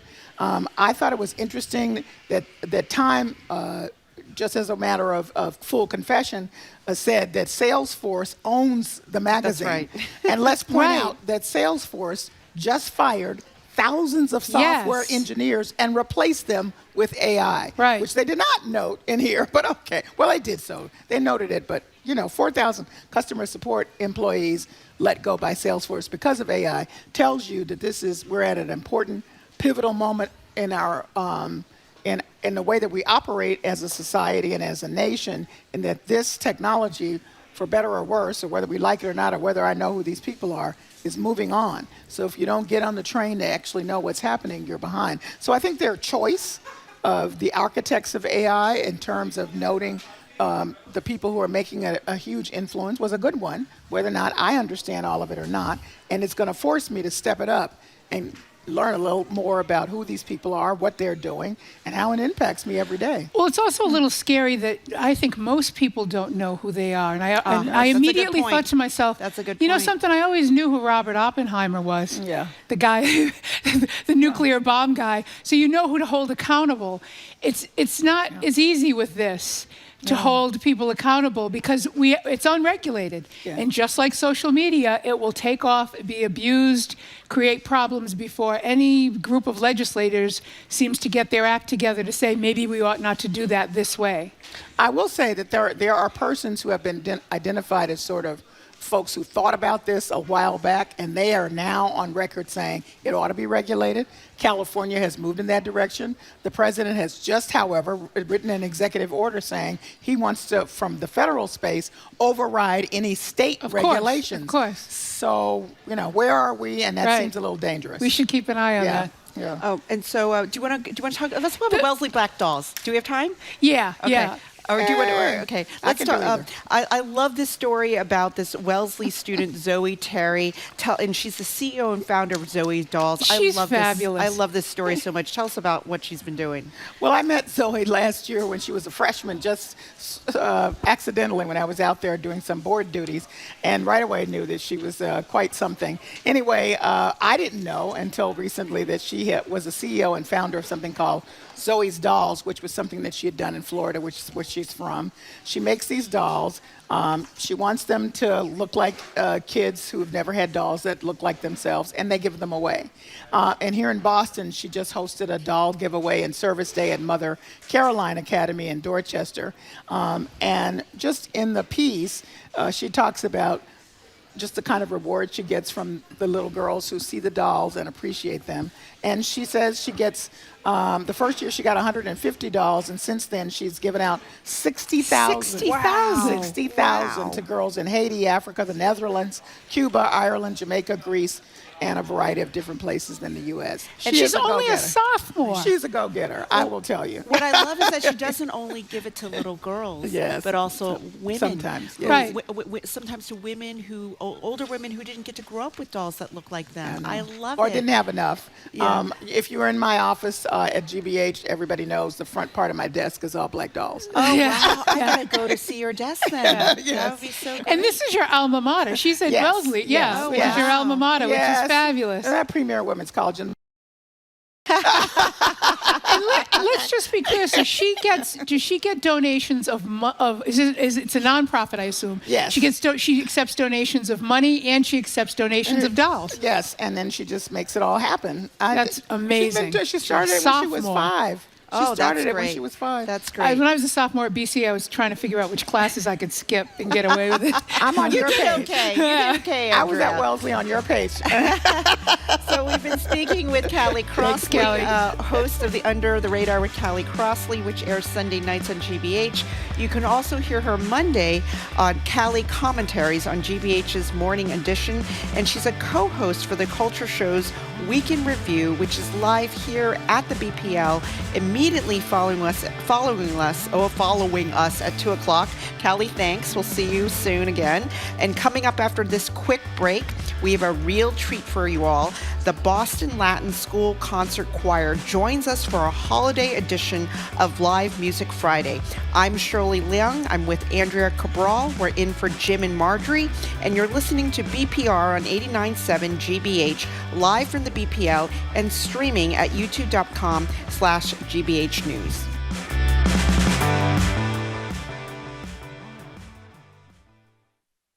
On All Things Considered, you get the big stories. What are you hearing from sources inside the agency? The pressing questions. Congressman, how do you respond to that? And moments of joy to keep you going. It took me a few days. I perfected it. Really? Can I hear that? End your day on a high note with All Things Considered from NPR News. This afternoon at 4 on GBH 89.7. Our programs are made possible thanks to you. And Boston Children's Museum, presenting their 10th annual winter experience, Snowmazing. Activities include a sock skating rink, a Northern Lights-inspired art installation, and a winter book nook. Tickets at bostonchildrensmuseum.org. And M. Steinert & Sons, New England's Steinway dealer since 1860, dedicated to meeting the musical needs of pianists of all skill levels. The Steinway & Sons holiday event is happening now through December 31st. msteinert.com.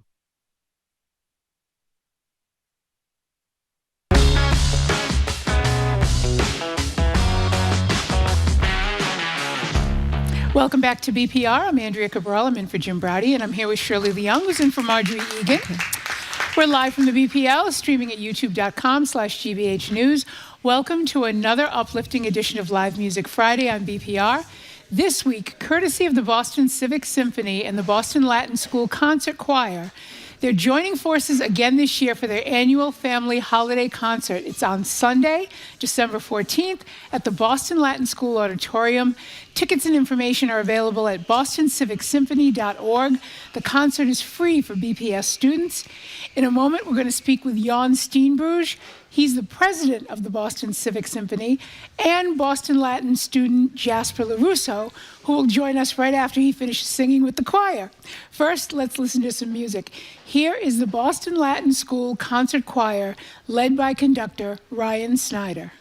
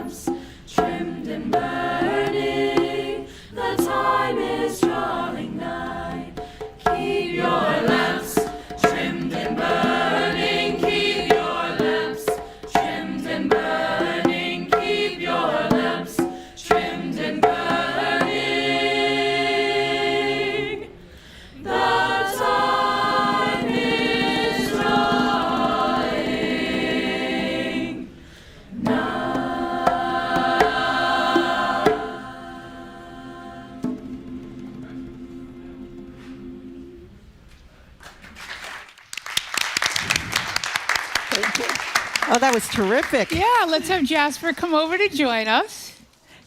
Meanwhile, can I embarrass one of the kids? Where's Cormac? Where's Cormac Ryan? Oh, I know your mom and your dad.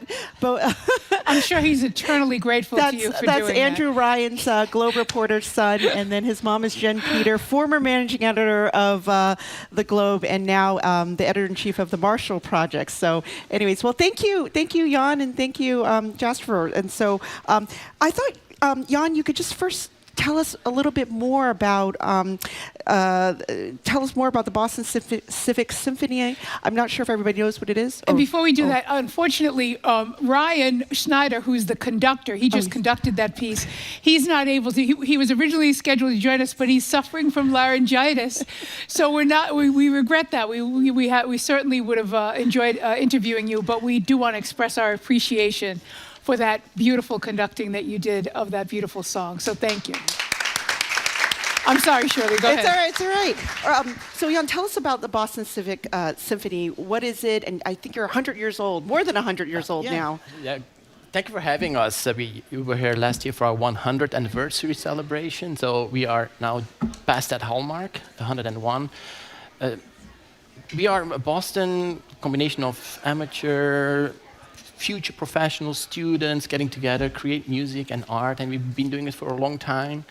It's fantastic, and we were looking to get more ingrained in the Boston fabric, and then we found the Boston Latin Choir, and we had our first concert in 2019. That went fantastic. We were rudely interrupted with COVID the next year, but we picked it back up in 21. I have had a concert every year since. And it's been an incredible honor for us to do this. They are amazing. I mean, they look very serious now, but if you see them in rehearsal, they are having a blast doing it. And in this day and age where, maybe it's my age, but I wake up and I'm depressed. There's so much destruction and ugliness and divisiveness in this world.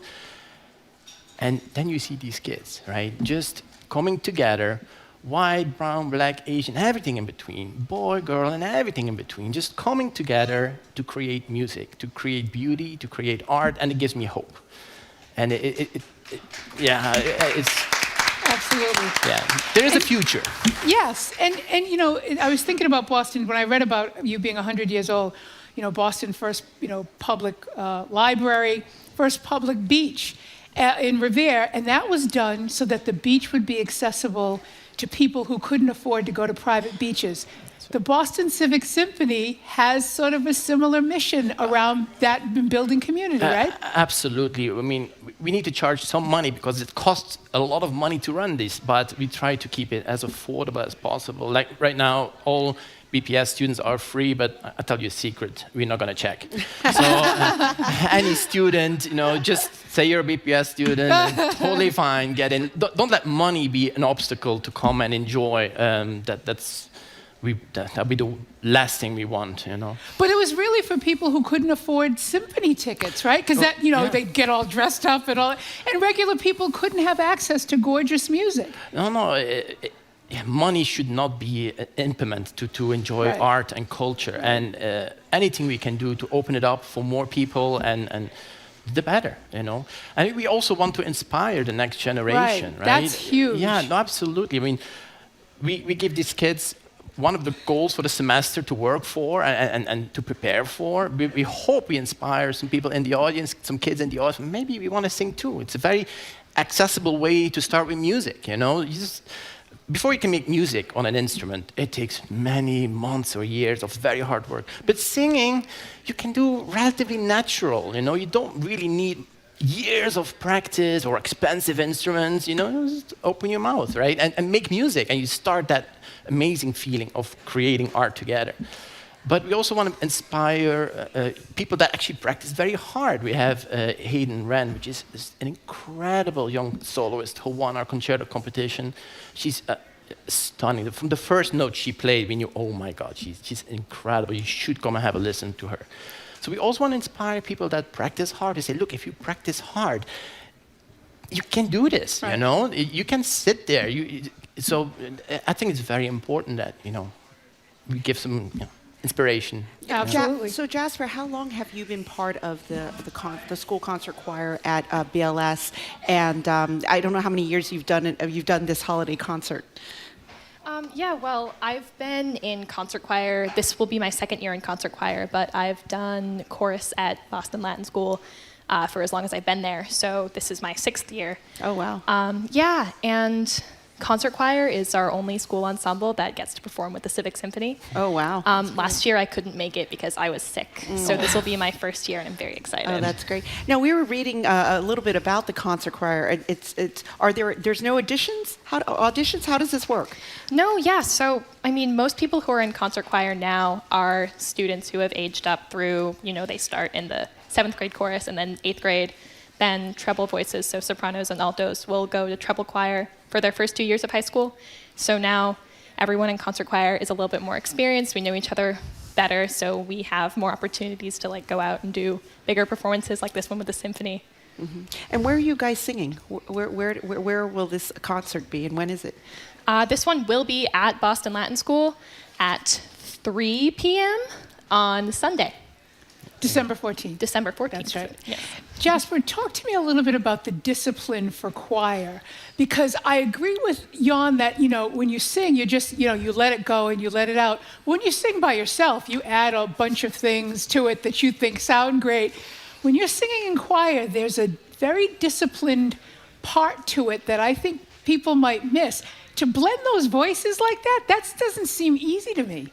It is not. It's definitely blending is, at least for me personally, is one of the things I've had to work on the most in chorus in general. Like choir is definitely a team sport. You really have to, it's a team effort. If one person is really like they don't know their part at all, it's like going to impact everybody else. But when we all get together and we're really on top of our music, we can do a really, really good job. How much do you practice? It seems like you would have to, I know it's only during school hours, but it seems like you'd have to kind of stay at it. Yeah, so we meet twice a week. We have full rehearsal, and then we have one sectional rehearsal. So we have chorus 2 or 3 times a week, and those are like 40 to 30-minute practices. And if we were talking to you, Ryan, I'd ask you about how you managed to keep it all together, because conducting is also incredibly difficult. But we'll wait till your voice is back, and then we'll have you come back on. Does the Boston Civic Symphony and BLS, do you only do this once a year? Do you have multiple concerts? Jan, if you could talk about that. Yeah, just once a year. Just once a year, great. And where else do you play? What about the Boston Civic Symphony? Where else do you play in town? We have 3 concerts a year in Jordan Hall, and then our family concert, and then we play in Nantucket one, and in New Hampshire a concert. So about 7 concerts a year. And how many people in your symphony? I don't know the exact number, but it's sizable. Yeah. 80-ish. Oh, wow. Yeah. At once? Not always. It depends on the programming. But we try to involve as many people as possible to give as many people an opportunity to play. Yeah. So we do go for the bigger repertoire with the more people and choirs if possible. And what is the practice schedule for the symphony? We normally, every Monday night from 7:30 till about 10. Oh, wow. That's a long practice. Well, you have to. As I said, bring stuff together takes work. It doesn't automatically get together. It needs hard work and practice and rehearsals. But that's actually it's really fun to make things and start from scratch and in the end perform and have something that. At least I have great ownership when I actually pull it off. And I don't know about you, Jasper, but. It's like. I was talking about choir as a team sport. When you're playing music with other people, it's on you to kind of bring it up to that level, but then that's part of the larger effort. Yeah. So, Jan, you sort of talked about there's almost a mentoring aspect to this. You're bringing younger people along. Where have you seen them go? Have you seen people that you've mentored, whether it was with a choir like this or some other group of non-professional musicians? Have you seen them graduate to the symphony or go someplace else or even get scholarships at Berkeley or things like that? Absolutely. We, on the top of my head, I think we have 3 or 4 former members who are now members of BSO. Wow. We have concerto competition winners who have gone on to have incredible solo careers. I think Gil Shaham played with us when he was a tiny little boy. So did Yo-Yo Ma, and he had a pretty decent career. Yeah, pretty good. He's done pretty well for himself. So, yes, absolutely. But everybody needs a little, not pushes, maybe the opportunity. Right. When they're young, right? To be able to get to where they need to go. And I'm just very glad to be able to have a very tiny little... Well, you help them see the path to where they want to go. Yeah, those people, they see the path. But even if you see the path, you still need... Nobody can do stuff by themselves. Alone. No, that's not possible. So we're just really grateful that we can be part of that journey. So Jasper, how does this give you agency? Like you have your voice in choir, but how does it give you your voice as a person? Singing in general is something that means a lot to me musically. I do truly look forward to concert choir rehearsals every time they happen. It just, music is something that brings me a lot of joy personally. So it's just being able to come together and make music with other people really fulfills me. And it's what I'm looking to pursue after high school, too. Great. So I think we're going to have a second song, but before you guys sing again, Jan, tell us a little bit about the song selection and,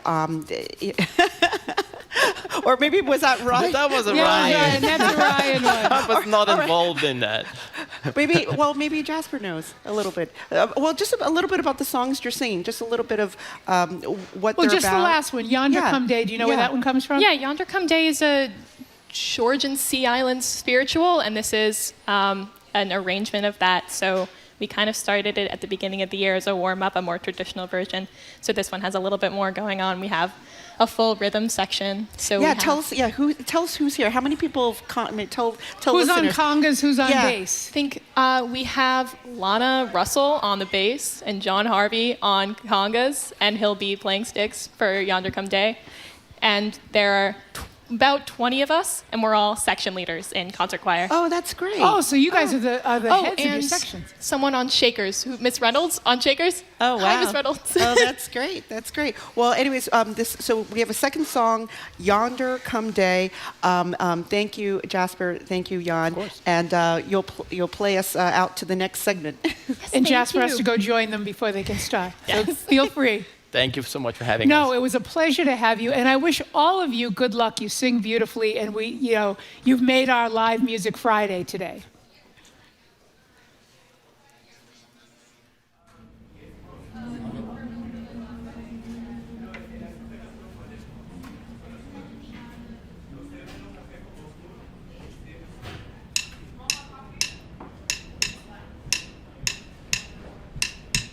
Yonder come day. Yonder come day, yonder come day. Sun is rising in my soul. Yonder come day, yonder come day, yonder come day. Sun is rising in my soul. Yonder come day, yonder come day, yonder come day. Sun is rising in my soul. Yonder come day, yonder come day, oh my soul. Yonder come day is breaking. Sun is rising in my soul. Yonder come day is breaking. Yonder come day, oh my soul. Yonder come day is breaking. Sun is rising in my soul. Sun is rising in my soul. It's a brand new day. Sun is rising. Brand new day. Day is a breaking. Day is a brand new day. And the sun is rising in my soul. Oh, the sun is rising in my soul. Yonder come day. Yonder come, oh my soul. Yonder come day. Sun is rising in my soul. Yonder come day. Yonder come my soul. Yonder come day. Sun is rising in my soul. Sun is rising in my soul. It's a brand new day. Sun is rising. Brand new day. Day is a breaking. Day is a brand new day. And the sun is rising in my soul. Oh, the sun is rising in my soul. Yonder come day and the day is a breaking. Yonder come day and the day is a breaking. Sun is rising in my soul. Sun is rising in my soul. Yonder come day. Yonder come day. Day is a breaking. Day is a breaking. Yonder come day. Yonder come day. Sing, oh my soul. Sing, oh my soul. Day, it's a brand new day, and the sun is rising in my soul. Yonder come day. Yonder come my soul. Yonder come day. Sun is rising in my soul. Yonder come day. Yonder come my soul. Yonder come day. Sun is rising in my soul.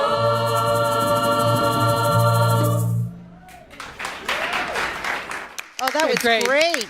We've been listening to the Boston Civic Symphony and the Boston Latin School Concert Choir. And we've been speaking with Jan Steenbroek, president of the Boston Civic Symphony and Boston Latin Student Jasper LaRusso, not speaking with us today, but hopefully later will be, next year will be Ryan Snyder. He was helped conduct the BLS School Concert Choir. Their annual family holiday concert is this Sunday, December 14th at the Boston Latin School Auditorium. You can get tickets and information at bostonCivicSymphony.org. The concert is free, and so after this quick break, there's just enough time in the hour for our Two More Things segment. I'm Shirley Leung. She's Andrea Cabral. We're in for Jim and Marjorie. You're listening to BPR on 89.7 GBH, live from the BPL and streaming at youtube.com/GBH News.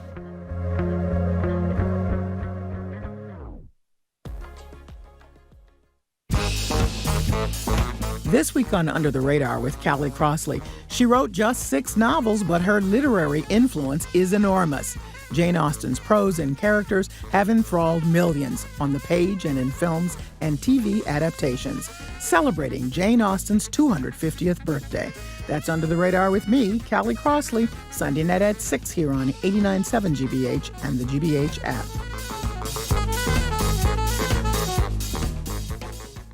Support for our programs comes from you. A Multiverse concert series presenting Black Hole Symphony, an immersive concert with the New England Philharmonic with visuals by the Museum of Science. Sunday, December 14th at 3 at BU Sci Center, nephilharmonic.org.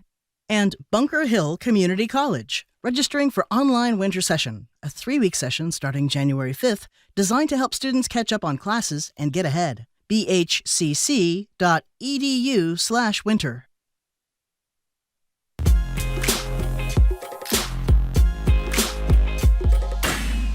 Welcome back to BPR. I'm Andrea Cabral in for Jim Browdy, and I'm here with Shirley Leung, who's in for Marjorie Egan. We're live at the BPL, streaming at youtube.com/GBH News.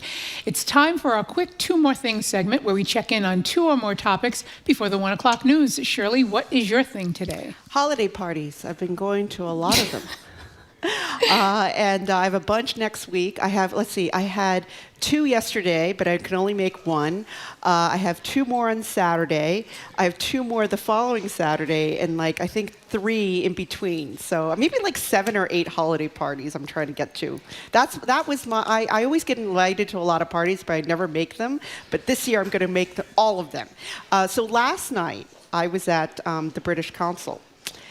David Clay. He opened his home to the media, Beacon Hill, and I had a Charles Dickens punch, which I guess is a British concoction, and mincemeat pie, and we talked about life sciences, which is I was telling him what's the number 1 sector for British citizens, or why are they here, and he said number 1 is life sciences. And what's really interesting is that most of the consuls have their offices in Boston, right? But they have it in Kendall Square, because that's how big life sciences is.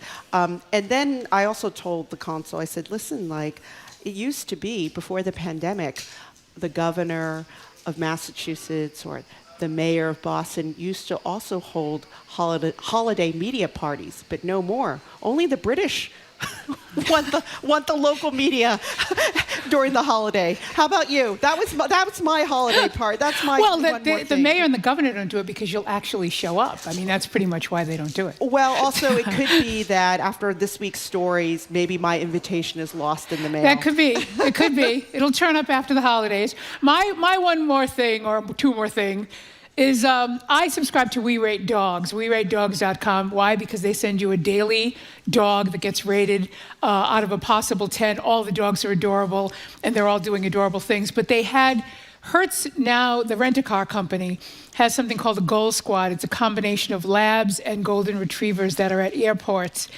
across the country, and their goal is to relieve stress and travel anxiety during the holiday season, and these dogs are absolutely wonderful, and just seeing the pictures made me feel better. So that was my thing, my 1 uplifting thing for 2 more things today.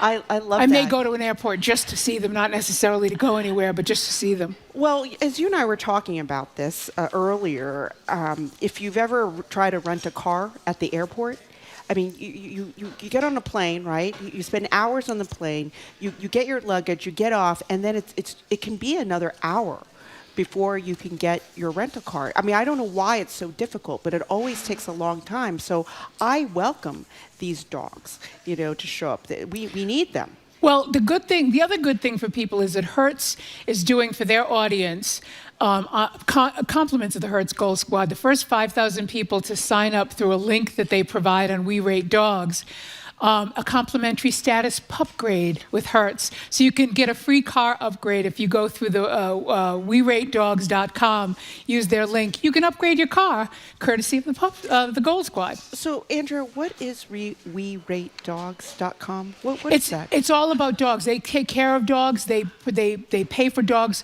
health care, dogs that have been abandoned, dogs that need to be rescued. It is one of the best things, I think, on the internet. And they sell merchandise. I have a ton of Tell Your Dog I Said Hi stuff, and it all goes to pay for dogs' care. So it's great. It's fabulous. I love that. Well, we're out of time. Our Two More Things segment always flies by. Coming up after the 1 o'clock news, media maven Sue O'Connell. She joins us today, fresh from the trial of Brian Walsh, charged with murdering his wife. And Sue will give us the latest on that trial. I'm Shirley Leung with Andrea Cabral in for Jim and Marjorie. You're listening to BPR on 89.7 GBH, live from the BPL, and streaming at youtube.com/GBH News.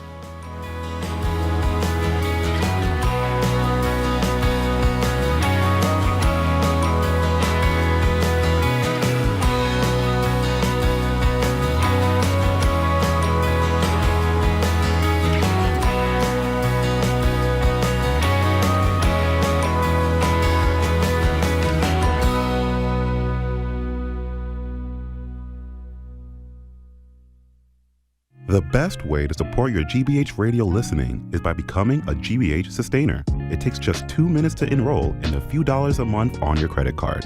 Small monthly contributions, huge impact. Learn more at gbh.org/sustainer. Support for GBH comes from you. And Boston Ski and Tennis, helping families stay active and outdoors this winter, offering a range of winter sport products and services with locations in Newton and Westboro or online at bostonskiandtennis.com. And Rocky Ruggiero, making art and history come to life, offering travel programs throughout Italy and online learning opportunities on Italian art and culture. Learn more at rockyruggiero.com. You're listening to 89.7 WGBH HD1 Boston. Online at gbhnews.org. GBH News. What matters to you? I'm Andrea Cabral in for Jim Browdy. Ahead on the 1 o'clock hour of BPR, live from the BPL, we start the 1 o'clock hour with media maven Sue O'Connell, fresh from covering the trial of Brian Walsh, who's accused of murdering his wife Anna. She'll give us the latest on the case and try to explain to us why everyone is so obsessed with these grisly details. I'm Shirley Leung in for Marjorie Egan. Then we'll end the week with you. Since it is holiday party season, let's talk small talk. We know it can be useful when gathering with family and friends to focus on the weather instead of politics. What are your tried and true small talk tips? And most importantly, how do you escape getting stuck in a small talk trap, cornered by that one guy by the punch bowl at the holiday party? Small talk and you, next on the third hour of BPR 89.7 GBH, live from the BPL.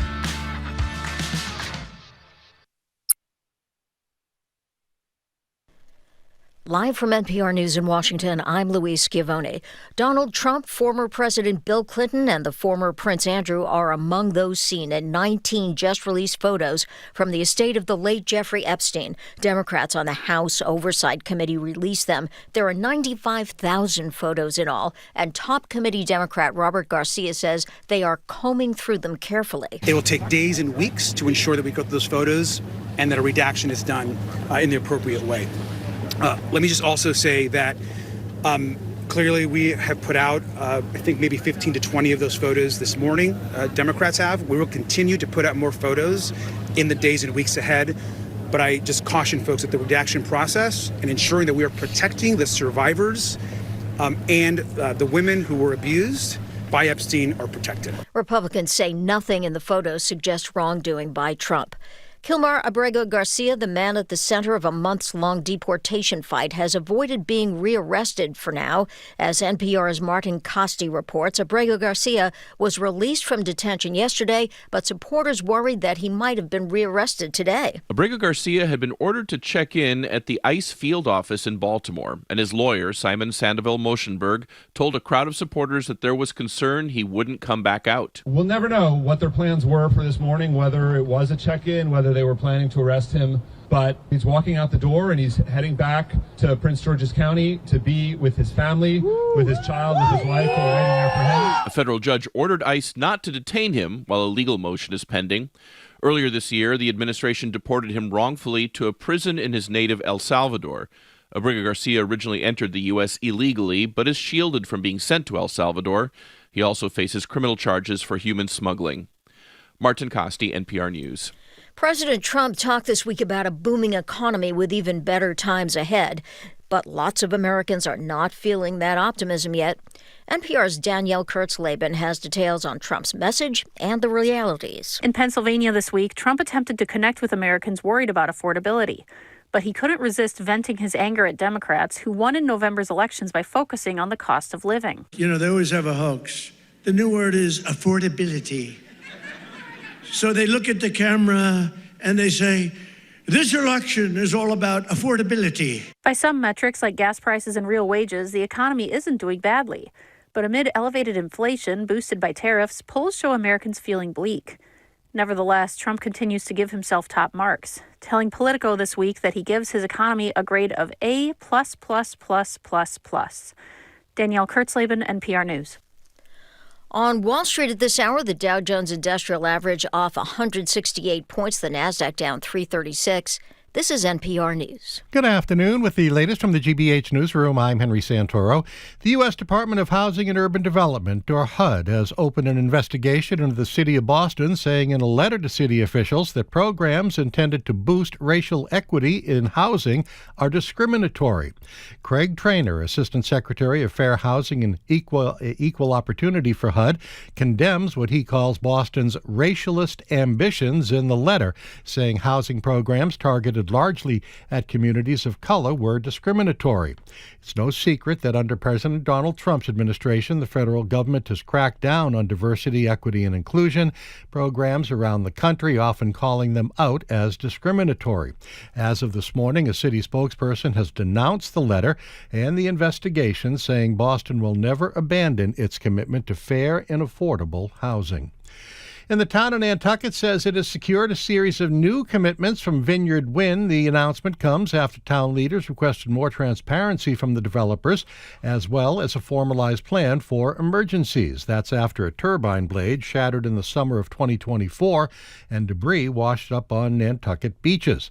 The agreement formalizes 14 new protocols. One requires Vineyard Wind to notify 8 designated town officials within hours of any incident that triggers an emergency response. However, there are no guarantees of mitigation if another blade turbine breaks. Big three Boston sports teams are off until Sunday. The Bruins in Minnesota, the Patriots and Bills on Sunday. The Celtics host Detroit on Monday. This is GBH News. Support for NPR comes from NPR stations. Other contributors include Fisher Investments. Fisher is committed to helping clients stay on track to reach their financial goals and enjoy a comfortable retirement. FisherInvestments.com. Investing in securities involves the risk of loss.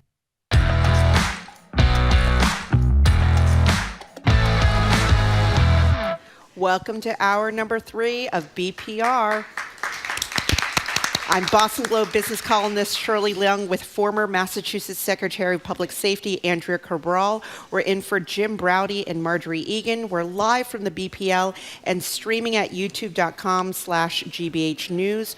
On December 16th, we'll have Ask the Mayor with Michelle Wu, and December 23rd, we'll have Ask the Governor with Maura Healey. I have more shout-outs. I know I'm going to get banned if I keep doing this, but we're at this cafe, Newsfeed Cafe, lots of people. table with my friend Ellen is also Susan and Jeannie. Thank you for coming. Yay! Anyways, and Andrea, it's you again. Hello. I'm sorry. Should I have left? No, I'm only kidding. Hello again, Shirley. We're joined now on Zoom by our own media maven from NBC 10 Boston, Sue O'Connell. Sue is covering the Brian Walsh trial. You can watch her on Commonwealth Confidential on NBC 10 Boston weeknights at 7 p.m. and on YouTube. Sue's also the co-publisher of Bay Windows and the South End News, which is why we call her media maven.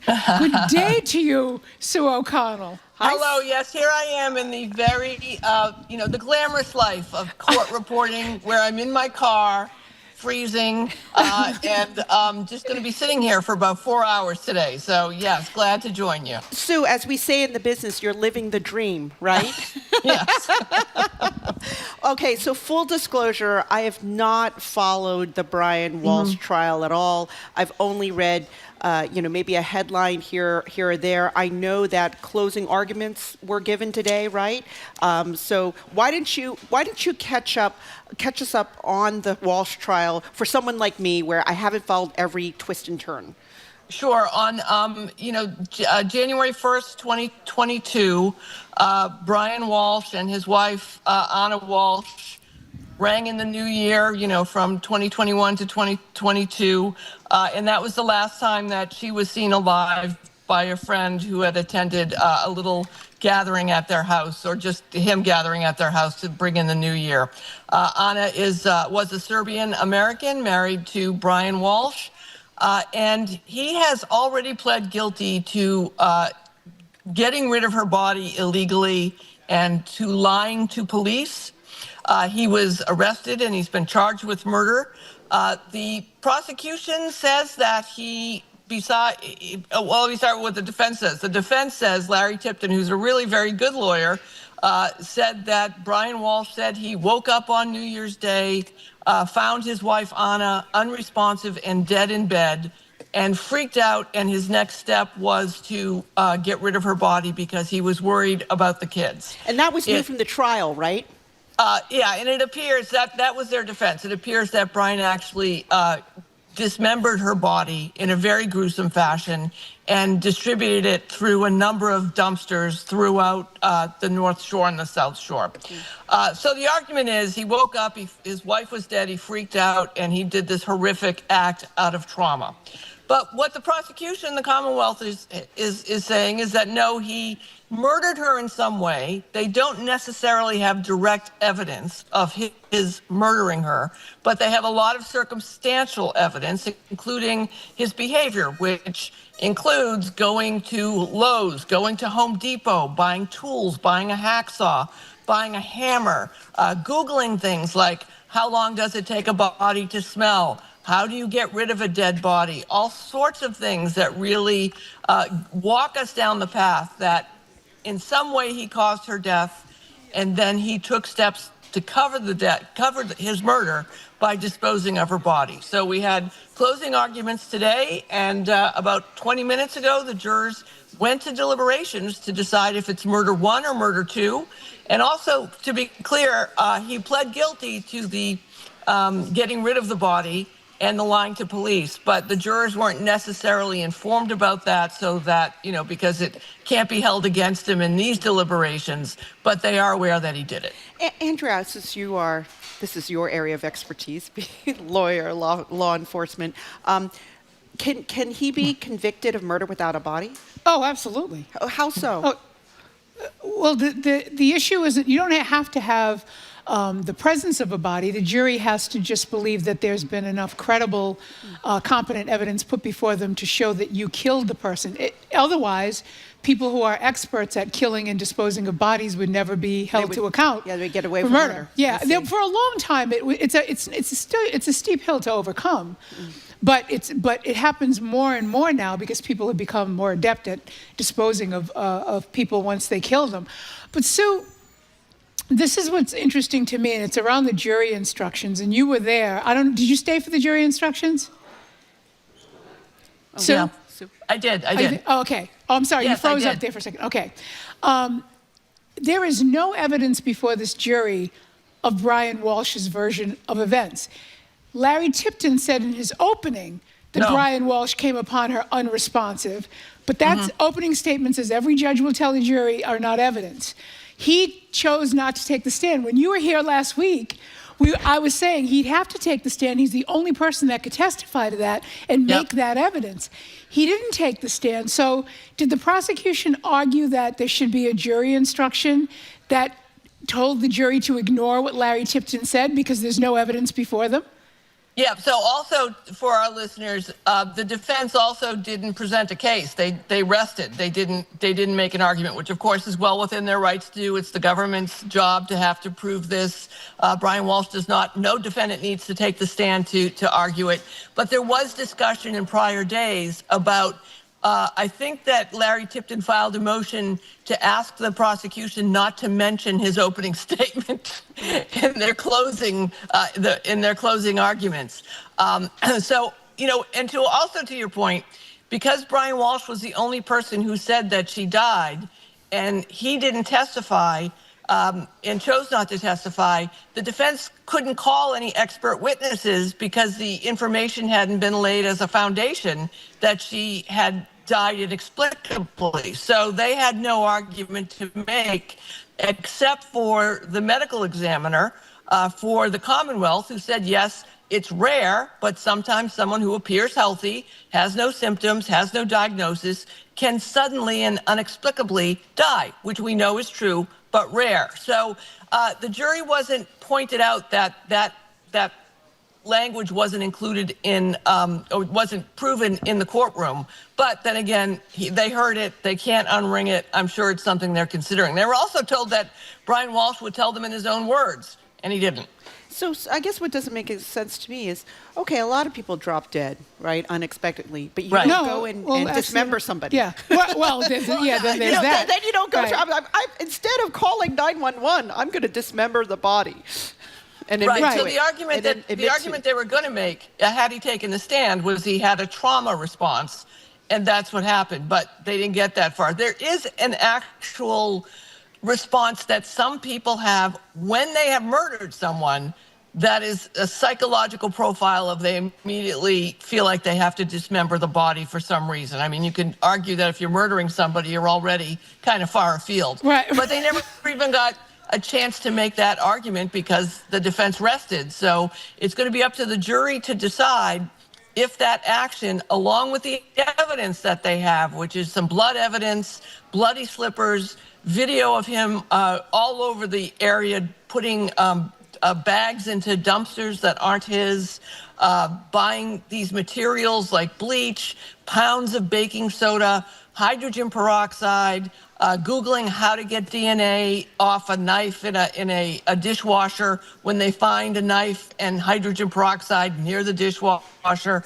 That they're going to have to consider if all of that is enough to get them over the reasonable doubt hurdle. I mean, my prediction is they're not going to be able to come back with murder 1, but I definitely think they'll be able to come back with murder 2. Sue, how long do you think there'll be a verdict today, or do you think they're going to? I mean, it is Friday. I mean, maybe they don't want to come back Monday, but you think? I think they're an adult, older jury. The voir dires I heard from the ones some of the that were seated, they're professionals, they're managers, they own businesses. The judge always directs them, every judge directs them to look at all the evidence, don't take a vote, review everything first. So they've got 3 hours today. There's not a ton of evidence here, but because it's circumstantial, I think it might have them pay more attention to the evidence than if it were otherwise. So I think they'll come back on Monday. They may get hung up a little bit between murder 1 and murder 2. So I think the earliest, I'm wrong about this all the time, but I'll keep making predictions. The earliest I think will be Monday afternoon. All right, so let's go from the gruesome to the sublime. Finally, the Cannabis Control Commission has taken a vote and passed what the voters of Massachusetts passed via ballot question in 2016. There are apparently now going to be social consumption cannabis cafes. What's going on with this? Well, this is one of the great contradictions of our society, where you can go into almost any any restaurant, any bar, and be able to buy beer or wine, which you can consume on the premises. But you can't do the same when it comes to consuming some cannabis products. And now finally, after, I think, this very long process, Andrea, which you know more about than me, but I think one of the people called it a monumental day, that finally the voters were getting what they voted for. And for those of you who voted for an audit of the state lawmakers, take a lesson from the cannabis people here. You just really have to work very hard to lobby and organize to get the law done. But they're going to have on-site pot consumption, and this is just another way to, I think, regardless of what you feel about liquor licenses and cannabis and alcohol, this is a way to really promote businesses in the area and in the state, and a way to just sort of further normalize the consumption of cannabis in a way that's reasonable for adults, people over 21, and also allows you to have more safety protocols and get more taxes from it. I mean, I think it's finally delivering on what the people had voted for years ago. Well, I can just tell you that the licensing, they voted to do it, but I know just from trying to get retail licensed, the licensing process here is going to be onerous. I mean, we've already done retail, so a lot of the concerns and worries that were present in retail, we won't have to revisit. But tell people what it really means to have sort of a consumption site. There are things like yoga, cannabis-infused yoga mentioned here. People probably have an idea that it's just some place you walk in and it's smoke-filled and everybody's sitting there smoking. First of all, people do edibles a lot more than they smoke. But tell people what a cannabis cafe would look like in their neighborhood. Right, so it would be different, I imagine, depending on the proprietor. But as you said, it's not just you going in and bellying up to the bar and smoking a big fat doobie, right? It's actually sort of a lifestyle and a relaxation place for many. Some are talking about it, as you said, having yoga. Some are talking about also having coffee and light food. It's not like the main attraction is always going to be the cannabis. It's also about a lounge. It's about having an add-on to an existing business where you can do that. It's about having tastings, right? There's so many different in retail varieties. stores. Yeah, so you can sample it like, here's some cheese and here's some cannabis. Like Whole Foods, right? That's what when at during Whole COVID, Foods, right? The worst part of COVID for me was I didn't get my free cheese at Whole Foods. So I'm kidding. It wasn't the worst part. But so it's really just a complete retail experience, consumer experience, restaurant. I keep using bar or lounge just for lack of a better word, but it's not just about going in and getting cannabis. It's about having a lifestyle. I think Andrea's right. I think getting it, getting the license and actually opening up a cafe or a yoga spot, that's going to take a long time. And the towns, just like with retail, the town gets to decide, the city or town, the municipality gets to decide whether or not they want to opt in. Like even now, there are places where you can't have retail cannabis dispensaries because that particular, Wellesley actually, I think is one of them, comes to mind, because that town hasn't opted in. That will be the same for this. And then there will be zoning issues. Yeah, and you'll have parking issues. You'll have competitor issues. It's not just a slam dunk. Like by this time next year, we'll have 15 or 20 cannabis lounges set up somewhere. So, and unfortunately, as we also know, this also means that some of the smaller proprietors may not be able to fight through to get these small businesses open. That, I think ideally we would like smaller companies owning smaller businesses because it's good for communities. Right. That's been a significant, in my view, disappointment around cannabis, the Control Commission's licensing, because it was you're absolutely right. It was supposed to be giving people, small businesses, giving people an opportunity, particularly people who had been that the way we had dealt with cannabis had operated to their detriment. They'd been punished, jailed, all of that kind of stuff. And I'm telling you, that's not what's happened. It kind of started off like that. Right. That's not what has happened at all, and I don't foresee that happening in the future, actually. let's talk about, we've been talking to Right. other Yeah. guests. Big business is sort of an enemy of these small. Yeah. Go ahead. I'm sorry. No, it's we've been talking to other guests about AI, and we wanted to talk to you about this story about Disney buying $1 billion stake in OpenAI. Why is Disney so interested in AI? What are they going to use it for? Well, listen, it's the cutting edge of technology right now. And if you're not in some way educating yourself as an individual or as a business, experimenting with ways to use AI with your companies, you're going to be left in the dust. And what Disney has always been on the cutting edge. Remember, Pixar is part of Disney. It's hard to remember that when the first Toy Story came out, if you saw it in the theaters, those images of the humans in the Toy Story movie were so realistic, it gave people goosebumps, right? Now we take it for granted. And getting ahead of the scraping that AI does and the stealing of copyrights that it does, both on purpose and inadvertently, it's important that a company like Disney be involved in the making and the decision-making and the experimenting of the characters and how they're going to use it, not just for animation, but also for actors and for all sorts of the Disney amusement parks. So what Disney is doing, I think, is very smart, is like getting involved in a company that matches what they want to do and then working with them. I mean, it's also funny to think about CGI and green screen and how little of sets are built anymore. It's all green screen. And that's kind of where we are right now with AI. And I think Disney is really being smart about being the leader on partnering with companies like this. I mean, it's kind of the original AI, right? The Yeah. green screens and it's actually probably easier for Disney, especially if it's animated, to use AI versus a traditional films with humans. It's a little Well, easier. Shirley, I'll tell you that the joke about Disney has always been they have always been a bit of a Ford factory line assembly. And if you look at some of the older Disney animations, you can see that some of the same images are used over and over. That's right. You can just flip through, you just change the character, change the animal, and the animators just go ahead and use that template. So Disney has often worked off a template for animation, so it's not surprising that they're working on finding a way to use this to be more efficient and maybe be more creative, or at least make friends with the AI before it takes us over. But as with the writers, the producers, and the actors, where do the humans go? I mean, they probably use fewer animators because they use templates at places like Disney, but there are still animators, and there are animators, in places beyond Disney.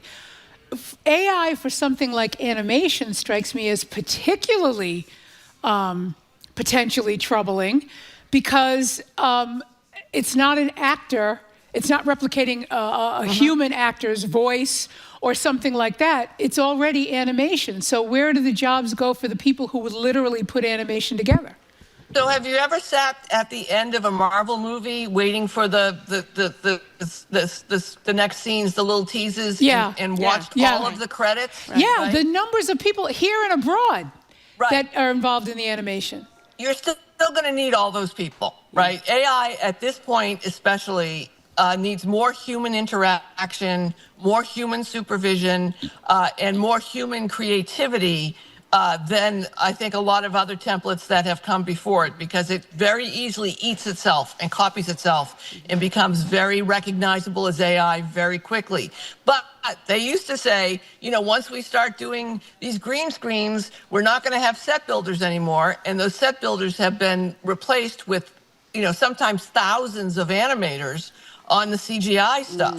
So I think that this is just another area where we won't have one thing, but we will definitely have jobs in another category. I hope so. For humans, jobs for humans. Yeah. So one of the things we've also been talking about is AI in journalism today, and the Washington Post rolled out this AI software that makes podcasts. Right. I think it takes stories and you can make personalized podcasts, but it's gone off the rails and made all these errors. And but maybe you could talk about we're experimenting with AI at the Globe, and you've been doing it in your own publications as well. Talk about how journalists have embraced AI. How they use it. So first of all, I tell people to remember that AI, the Claudes, the Chats of the world are really just sort of like Grammarly's on steroids, right? If you're using them to help you edit, it's a great set of eyes. So that means I'll write a column and I use Claude. I say to Claude, please improve this, look for grammatical errors, tighten it, keep it in Sue O'Connell's voice. And it will actually go through and act like an editor, like a human editor, right? And at the same time, as you know, Shirley, very well, sometimes human editors make mistakes and cut out some of your best stuff. Right. Or sometimes they get the facts confused. Yes. And they replace a line in your column, and it's totally wrong, and that's not how it is. And that's what AI is doing now, and that's the challenge the Washington Post is going through. I salute the Post for being so far out, doing this on one hand. On the other, I'm a little terrified that they don't have enough people watching it. At South End News and Bay Windows, a lot of the information we get is sometimes press releases. And they're press releases about events or they're press releases about organizations. They're not necessarily ever going to be a news story, like I don't have to assign a reporter to it. So in the past, what we've done is either published the press release and said, this is a press release, or we have done sort of a write around where we rewrite the press release, maybe get a live quote from one of the people involved in it, and then note that the information came from a press release. That takes hours. We can actually now do that in 5 minutes by using AI, and at the same time, you have to have a human who is reading what goes in, reading what happens to it, and then reading what comes out and fact-checking what comes out. It's still quicker, but you still need humans completely involved in the process. I always like to say, too, that AI is like a really smart intern. That's right. That sometimes makes a decision that they weren't really qualified to make yet, but were well-intended. So as long as we think of AI as an editor who sometimes gets things wrong or an overzealous intern, I think we'll be okay in using it properly. I plan on being a very proud Luddite when it comes to AI. I'm just letting you know now. I'm sure people are going to come to that conclusion anyway, but I don't know about this. Well, we've been speaking with local woman, NBC 10 Boston News influencer Sue O'Connell, Thanks, Sue. Who is freezing from her car. Is it the Dedham courthouse? Which courthouse? Man. Which courthouse are you at? Which courthouse? Dedham. Dedham Courthouse. Dedham Superior. Okay. Dedham Superior Court. I hope you get to go home soon. Maybe the jury will go home and come back Monday. You can watch Sue on Commonwealth Confidential, the Brian Walsh murder trial on NBC 10 Boston, weeknights at 7 p.m. and on YouTube. Coming up after this quick break, we'll open up the lines for a seemingly lost art. Small talk, chit chat, a good yap. What is this word? I don't even know what that word is. A good yap.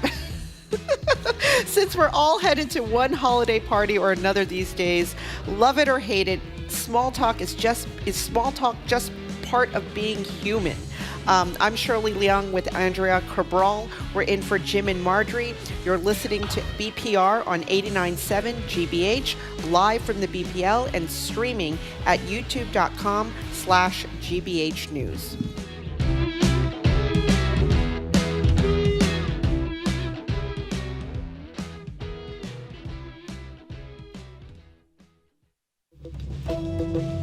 I'm Arun Roth.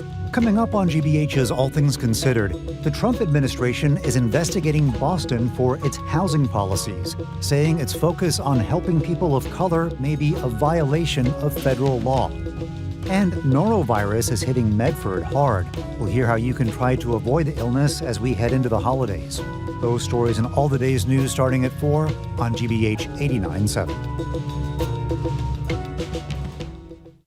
Our programs are made possible thanks to you. And MIT Federal Credit Union, committed to helping homeowners make use of the equity in their home by offering personalized solutions with an MIT FCU home equity loan. NMLS number 699225, federally insured by NCUA. And Boston Ballet, presenting The Nutcracker. This holiday tradition mesmerizes audiences of all ages with beloved characters and Tchaikovsky's memorable score. On stage now through December 28th. Official tickets at bostonballet.org.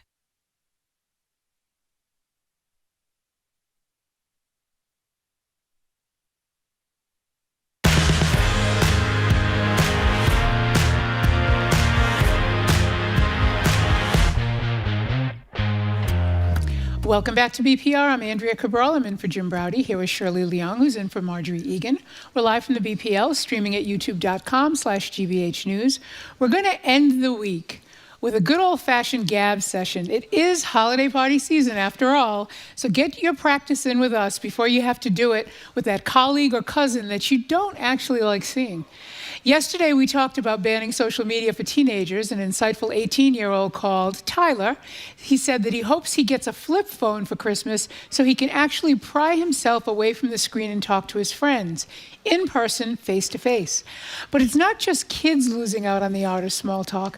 We're all glued to our phones, and maybe we think we're better than the water cooler conversation. But isn't small talk actually one of the greatest soft skills you could have? We like to think so. So essentially, that's the point of view of this entire show. Small talk. 877-301-8970 is the number to call or text. And since Marjorie's not here, we can talk about how she is so polite, you can trap her into small talk conversations forever. Now, that's actually true. I don't think I've ever actually thought about that. But Marjorie is lovely, and she will talk to you about anything you want to talk to her about. Jim, on the other hand, just keeps moving like a shark the moment you ask him about something that he finds to be of little importance, which is pretty much 95% of the things you could come up with. But if you ask him about the legislature's 5-month vacation, daylight savings time, the fact that you can't have cameras in a federal courthouse, or Trump's criminality du jour, you won't be able to get away from it. So are you a Jim or are you a Marjorie? What side of the small talk divide do you fall on? Again, the number to call is 877-301-8970. Call or text. And before I ask you how you feel about small talk, we're going to take a page from one of our favorite shows, Seinfeld. Most people will remember this. Elaine is stuck at a party and with people that she barely knows, and she gets fed up making small talk with this one rather boring woman. And she comes up with a new way to get out of the conversation by quoting the movie A Cry in the Dark.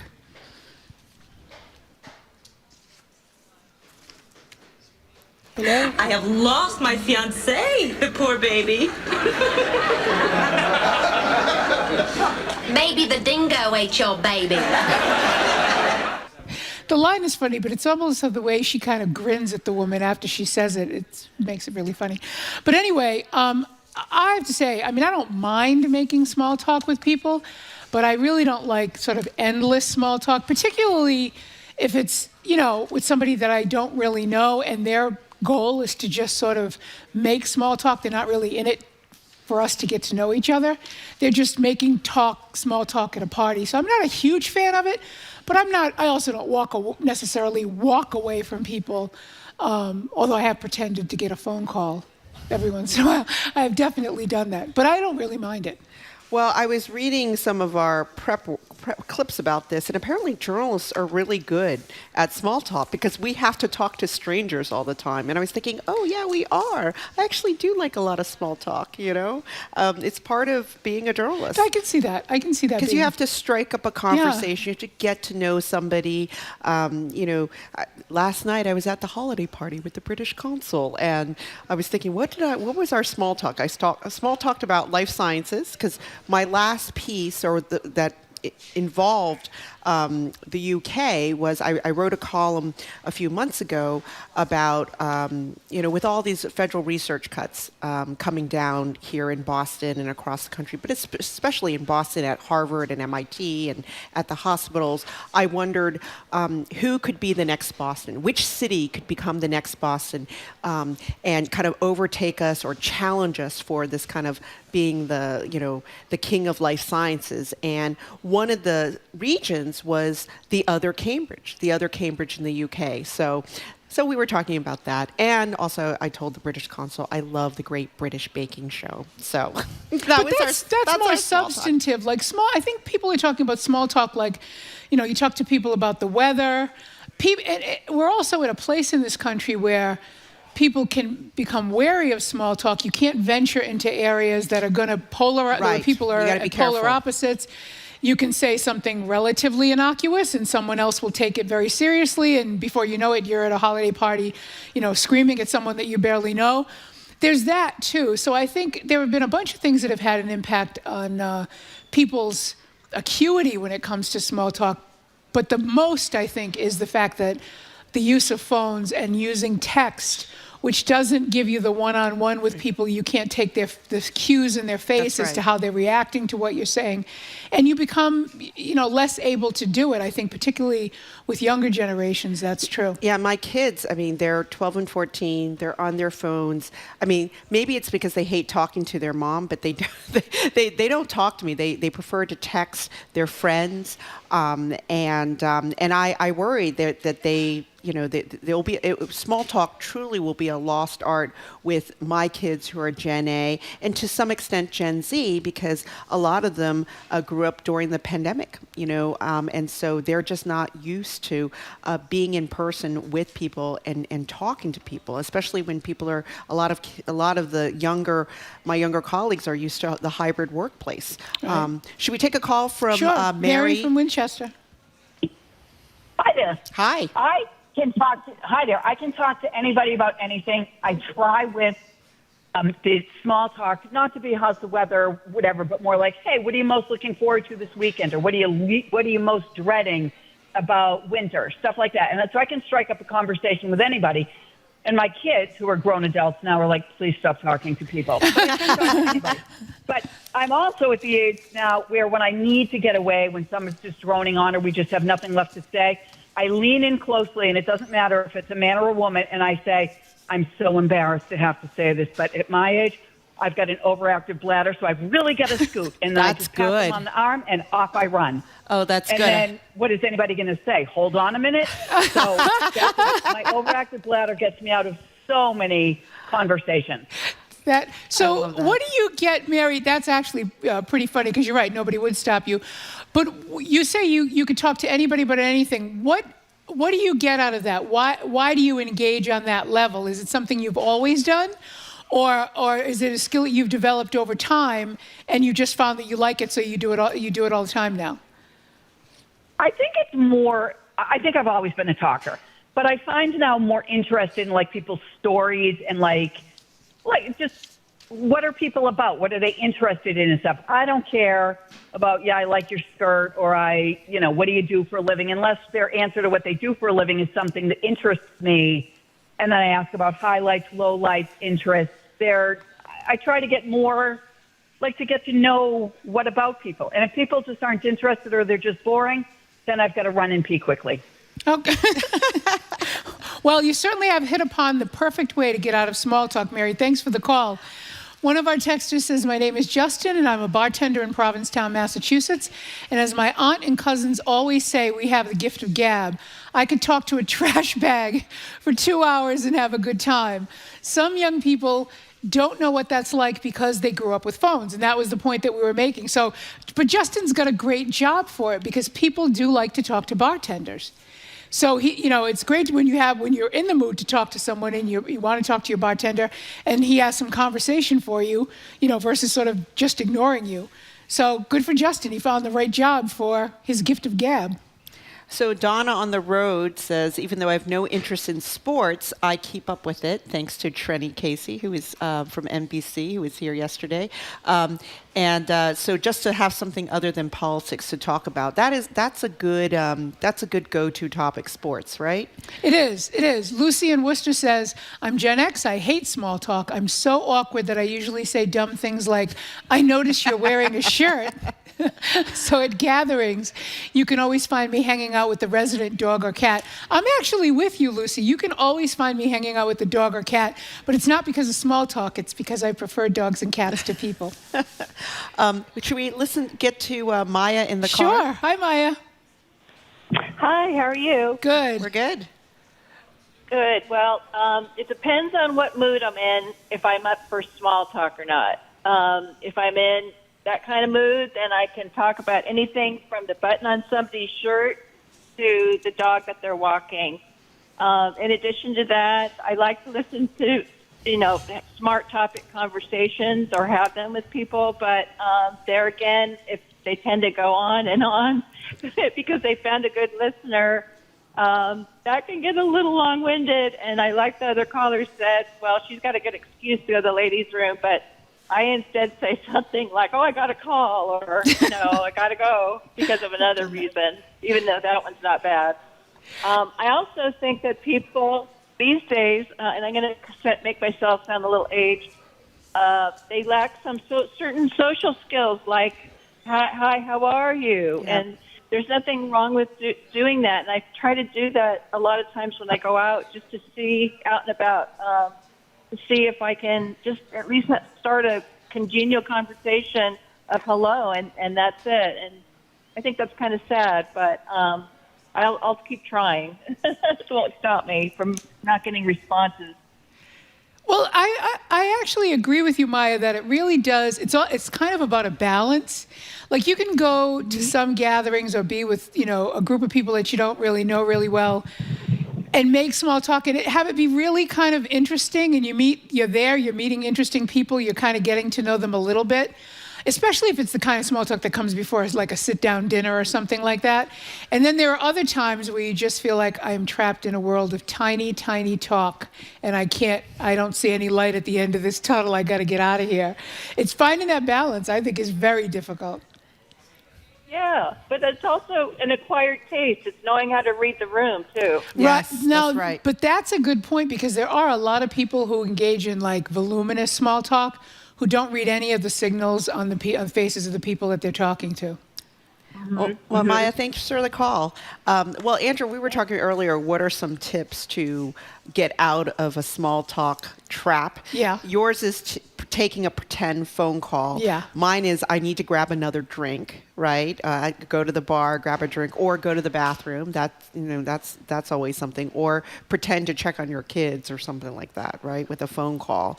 But maybe if there's two people, I guess if you're going to a party with someone, you make sure you have a wingman, right? Right, somebody who can come woman. over and get you. Well, Exactly. and you send a signal and they come over and get you, and, can I steal you for a second kind of thing. And then we have an anonymous texter. This is very creative. How to end a small talk conversation. Keep a small whoopee cushion in your pocket.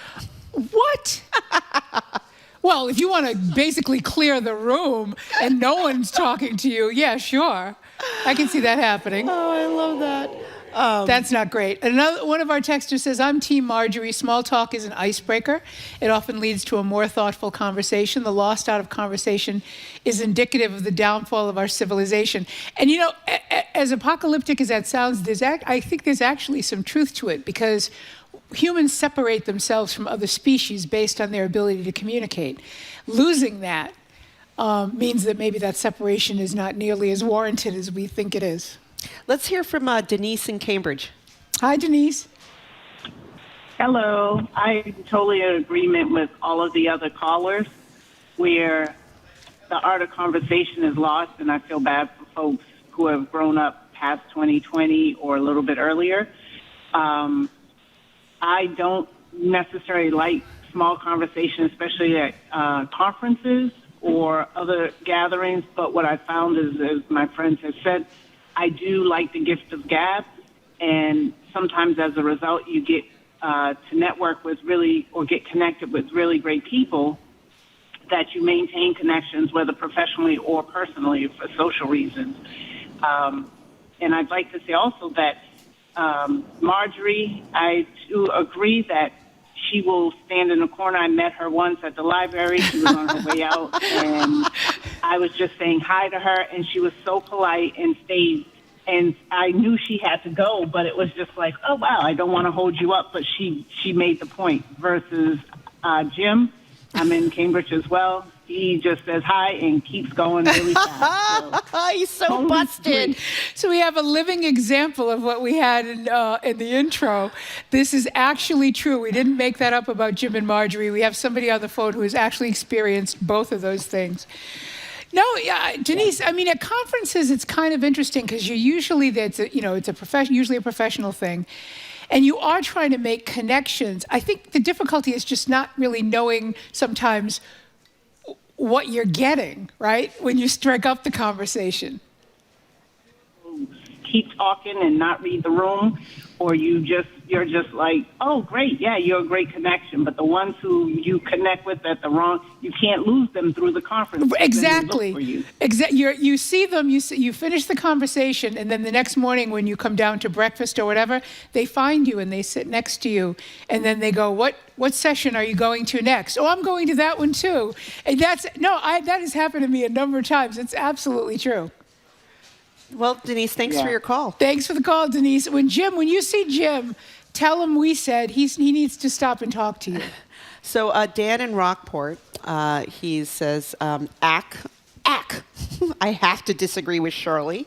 I have several friends who are journalists, and they are terrible at small talk. I always feel like I'm being interviewed. Great receivers of information and terrible givers. Well, I kind of agree with that. I know. I can see that. Sometimes I ask too many questions. I do feel like I'm interviewing people at a party. But I'm a pretty good giver. I have a lot of information. Maybe too much to give out. Let's talk to Melissa from Rhode Island. Hi, Melissa. Hi. How are you guys? Good. We're good. Okay, I'm from the South, where small talk is really an art form there. And my husband's from Chicago, and when we got married, he used to drive him crazy because you talk to the checkout girl, you talk to everybody in length about what's going on. So if you have people over and you're trying to disengage from them, there's coded phrases, and one, my favorite is, don't rush off now. I like that. Don't rush off now. Yeah, and then that's the signal that you don't hurt their feelings, but it's time to go. That is good. I kind of like that. It's almost like along the lines of, bless your heart when that's not exactly what you mean. I like that. Exactly. Same one.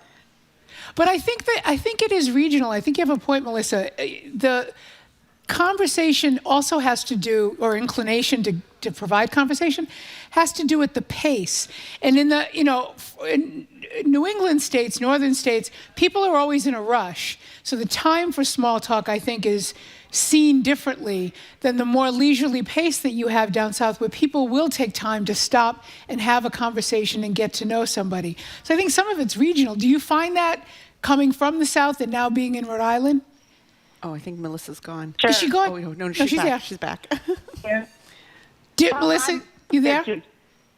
Yes, I moved here to work, and I had to change my whole style because, when you work and you engage someone, and even a business conversation, there's small talk first. Oh, well. And I agree with the lady that talked about sports. As a woman in business, you should always know about the sports because that's what guys talk about. That's the icebreaker. But, you have to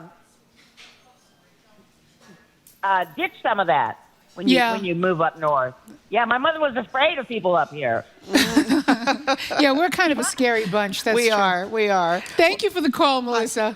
Thanks, Melissa. So we have an anonymous texter. I used to love being able to make small talk about TV shows people were watching. Now it's like everyone has a million different shows and streaming services. We can't even talk about shows together anymore, like The Sopranos or whatever that everyone was watching.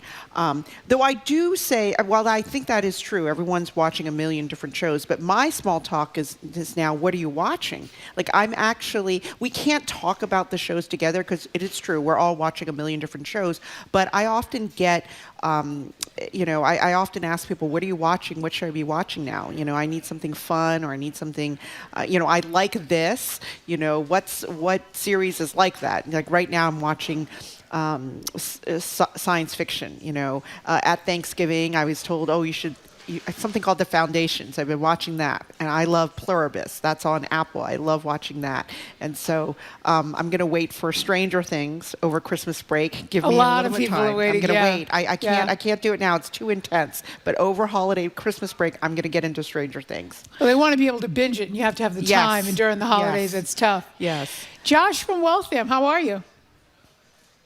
Hello, ladies. How are you? Good. We're good. How about that weather, huh? It's cold today. Yeah. Yeah. You know, the older I get, the more I find myself saying, it would be nice out if it wasn't just so windy. You comment on the weather more as you get older? Oh, I don't know. I've always been like a retired 70-year-old, white suburbanite in a slightly younger body. So I don't know. But I got to say, number one, I'm looking forward to cornering Jim next week at the Ryan Landry show. Oh, and please just forcing do. him to talk about the wind. Yeah, I'm really looking forward to that. I have a friend whose father, I can't remember which he does. He either just walks away when he's tired of a conversation, or he'll just say, I'm tired of this conversation, and then he'll walk away. Wow. Which I kind of admire, You would say it out loud? Don't give a whatever. I don't know. I think he my friend said he just walks away. Yeah, I think I do that. I've done that before. I just walk away. It's just I mean, there are other people there. No.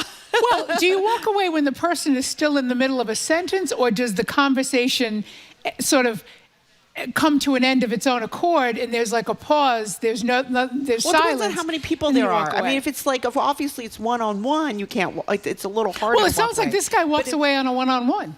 Does he walk away with just him and one other person? Oh, yeah.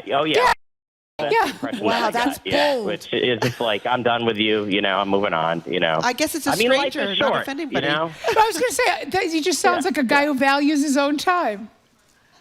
Yeah, I admire that. I'm an after-school teacher, and at the end of the day, when parents are coming in, it's definitely a social skill to read the room and know if someone has time for small talk, or if they are a small talker to begin with.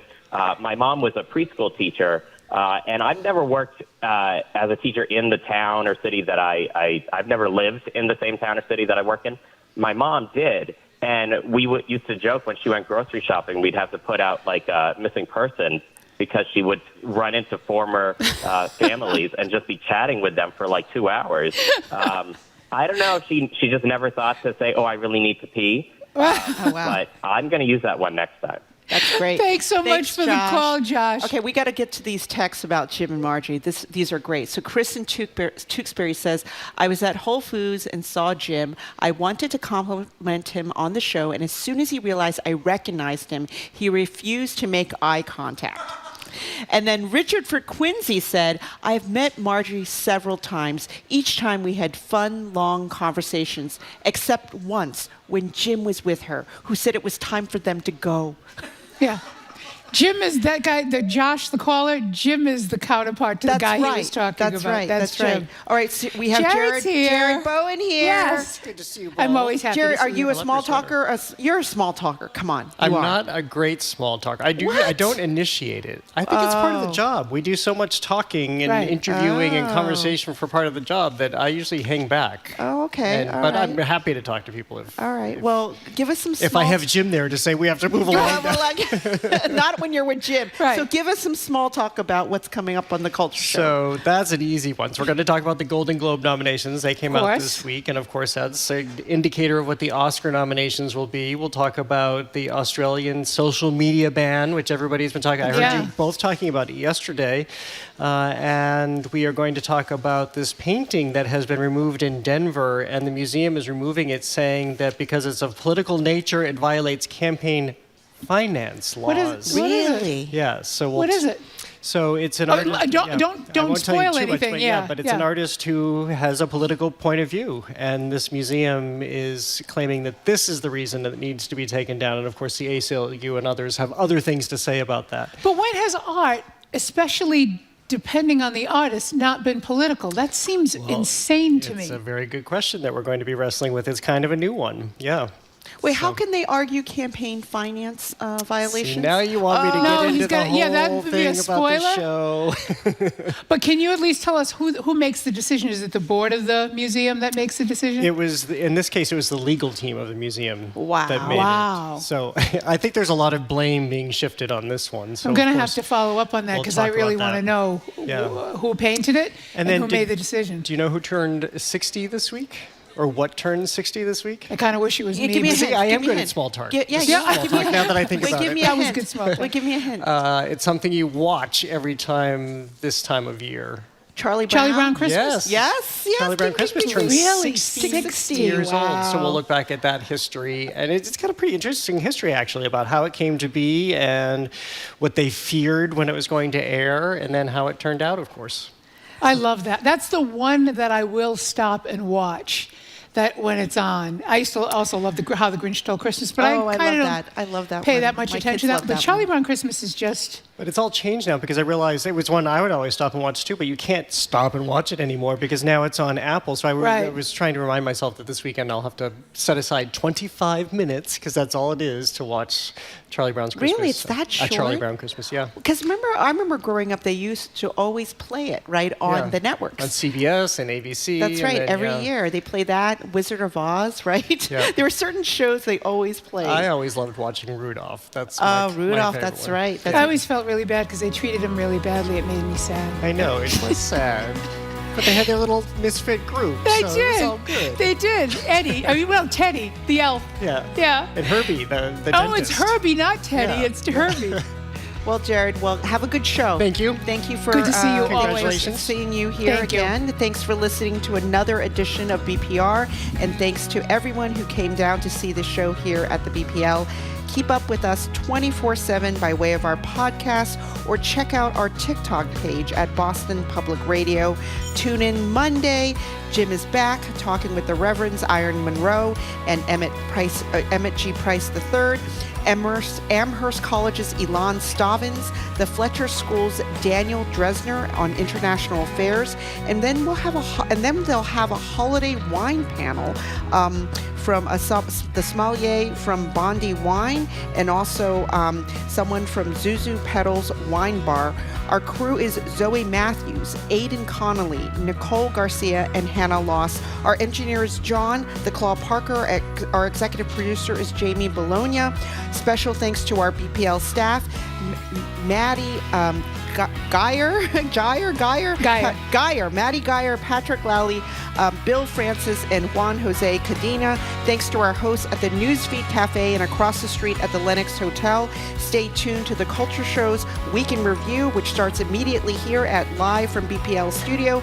I'm Shirley Leung. I'm Andrea Cabral. Hope you have a good weekend. Stay warm. Tune in again on Monday.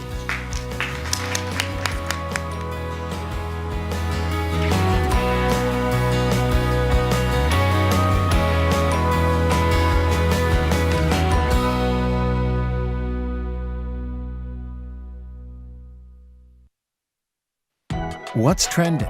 What's interesting? What's going on around town? We're talking all things arts and culture on The Culture Show, next on GBH 89.7.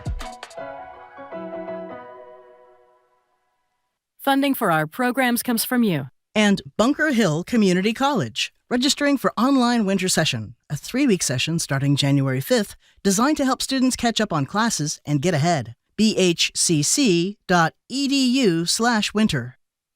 Celebrate Christmas in Europe and let Rick Steves be your guide. From manger scenes and mistletoe across England to Austria, it's a festival for the senses from the old countries. Watch Rick Steves' European Christmas, tonight at 7:30 on GBH2. You're listening to 89.7 WGBH HD1 Boston. Online at gbhnews.org. GBH News. What matters to you? Good afternoon. With the latest from the GBH Culture Show news desk, I'm Henry Santoro. There's a big event happening at the Crystal Ballroom in Somerville tonight, and you're invited. It's the 3rd annual Let's Rock Cancer Concert to benefit the Dana-Farber Cancer Care Access Program, and it's hosted by me. 5 great local bands are on the bill. They are Go, the Ray Liriano Experience, featuring former Somerville Mayor Joe Curtatone on guitar, the Chelsea Curve, and Muck and the Myers are bringing some new music with them.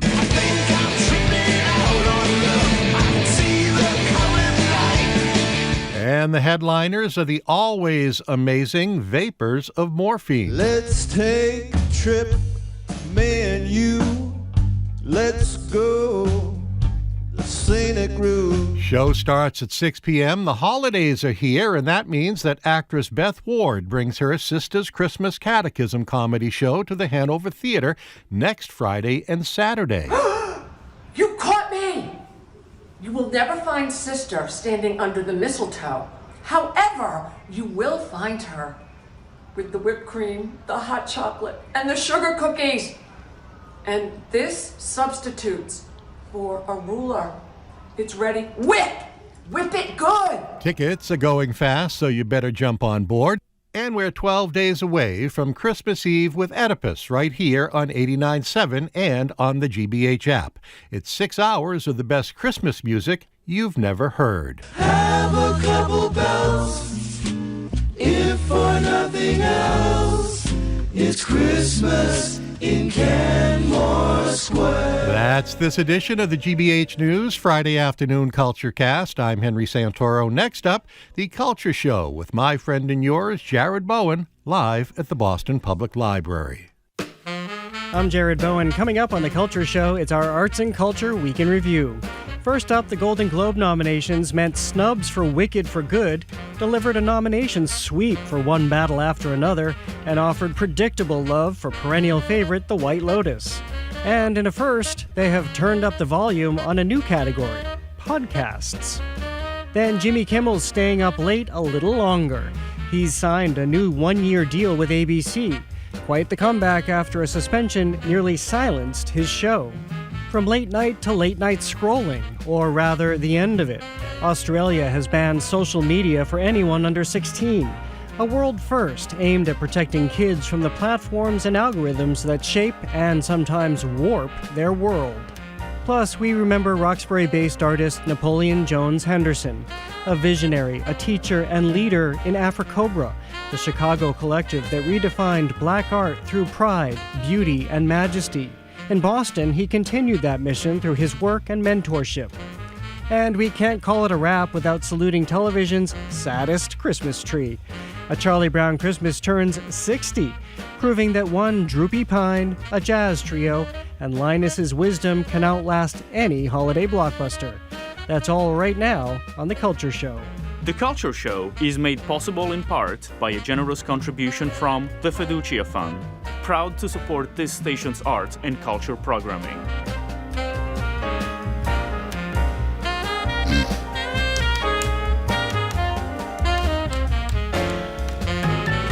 Welcome to The Culture Show, live from the Boston Public Library and streaming on the GBH News YouTube channel. I'm Jared Bowen. I'm Callie Crossley. And I'm Lisa Simmons. Oh, you remember today. I remember today. Lisa sometimes forgets to say her name. We're going over the week's top arts and culture headlines, starting with the Golden Globes. The nominations are out, offering a snapshot of where Hollywood's center of gravity is shifting. The awards bypass the supposedly gravity-defying Wicked for Good, while One Battle After Another surged ahead with 9 nominations. In a nod to how audiences consume storytelling now, the Globes also introduced a podcast category for the first time. So I think this is an interesting year for the Golden Globes, because remember, they were on a timeout for a little while. 2022. Exactly, as people were looking at how they were looking. The Hollywood Foreign Press Association was looking at the entire industry. We know there were bribes. There was a complete lack of diversity. And this seems to be an assemblage of films that is more in line, I would argue, with the Oscars. So maybe this is a prognosticator for what is to come with the Academy Awards. Except I'll be interested, particularly in the directing category, to see if if this is the year that the Golden Globes are not predictive of the Oscars, because it's hard for me to believe that John Chu will be ignored by the Oscars. Maybe he will be. In the current nomination category for the Golden Globes, there are some international film directors and then some others, but not John Chu for Wicked for Good and Wicked. And that's, as many people have pointed out, he created a world and then directed these two women who have gotten all kinds of acclamation and critical acclaim.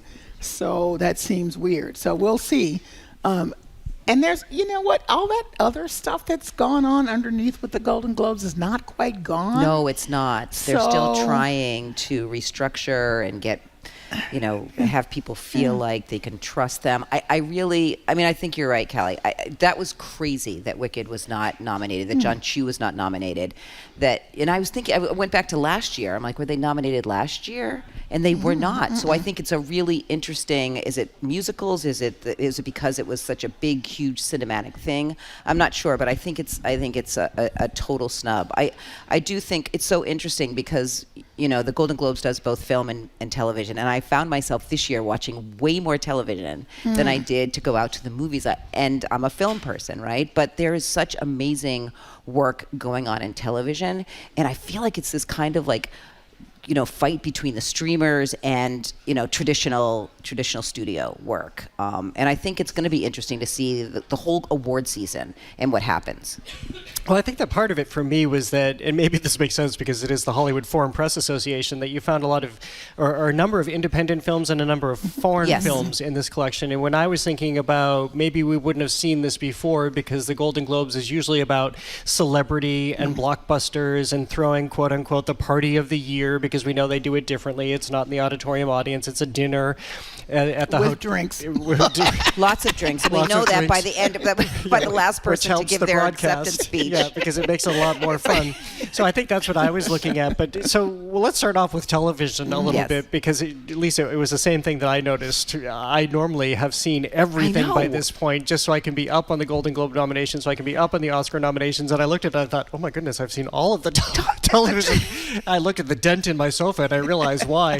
But here's a scene from the third season of White Lotus, in which the character Lori, played by Carrie Coon, acknowledges her struggles with purpose and importance of her lifelong friendships. Are going to play this because White Lotus was hugely nominated. Yes.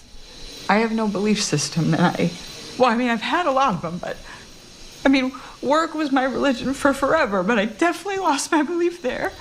And then I tried love, and that was just a painful religion, just made everything worse. And then, even for me, just like being a mother, that didn't save me either. But I had this epiphany today. I don't need religion or God to give my life meaning, because time gives it meaning. Well, she's just great in everything she does. Everything.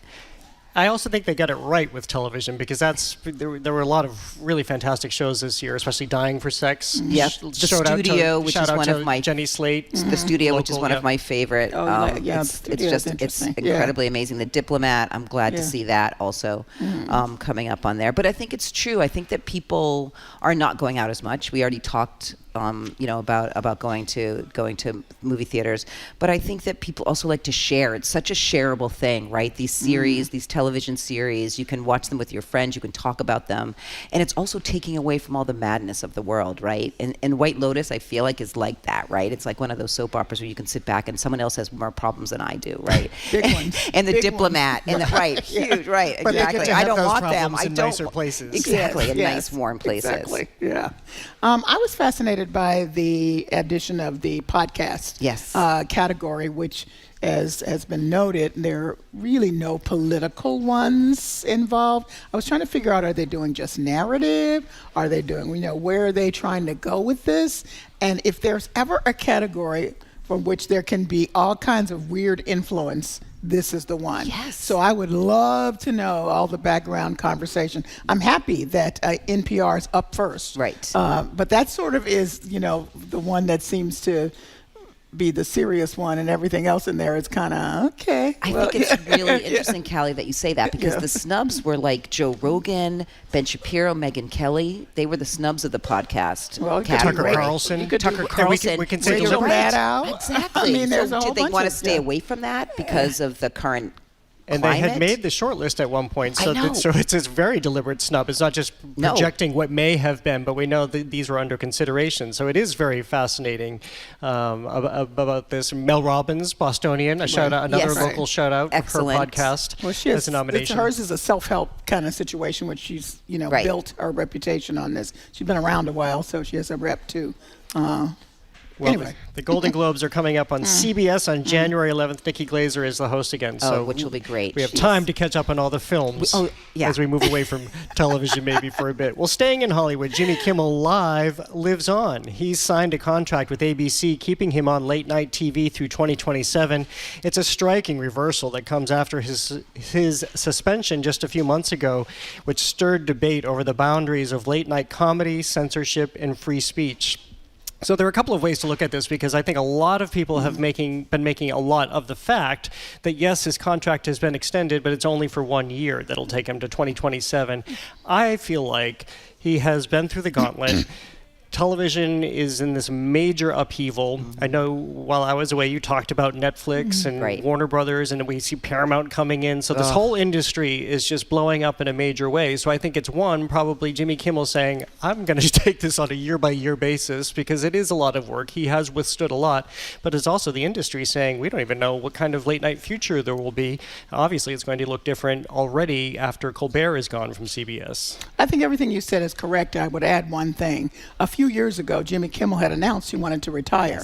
Yes. So I think this is his deciding that because of the context you just described, he really can't leave, because now he symbolizes something. And so if it's that he's taking it year by year, I think that was a decision made by both he and the network. Of course it was, but I mean, meaning that they thoughtfully did the 1 year, not that he had to fight for 1 year, or they didn't offer him 2 years or 3 years. I think they came to 1 year to address or to be standing in the gap of all the things that you mentioned. And I think that it puts it more in his control, right? It's his decision now. I mean, they're extending it for a year, but he can sort of look at it back like, I can come back now. I know they want me. I have some power, which I didn't have before. And, everyone always talks about how late night is dead. It isn't really. They're still getting numbers. Obviously, they're still making money on late night. Obviously, celebrities and everyone needs to be on there to promote their latest whatever.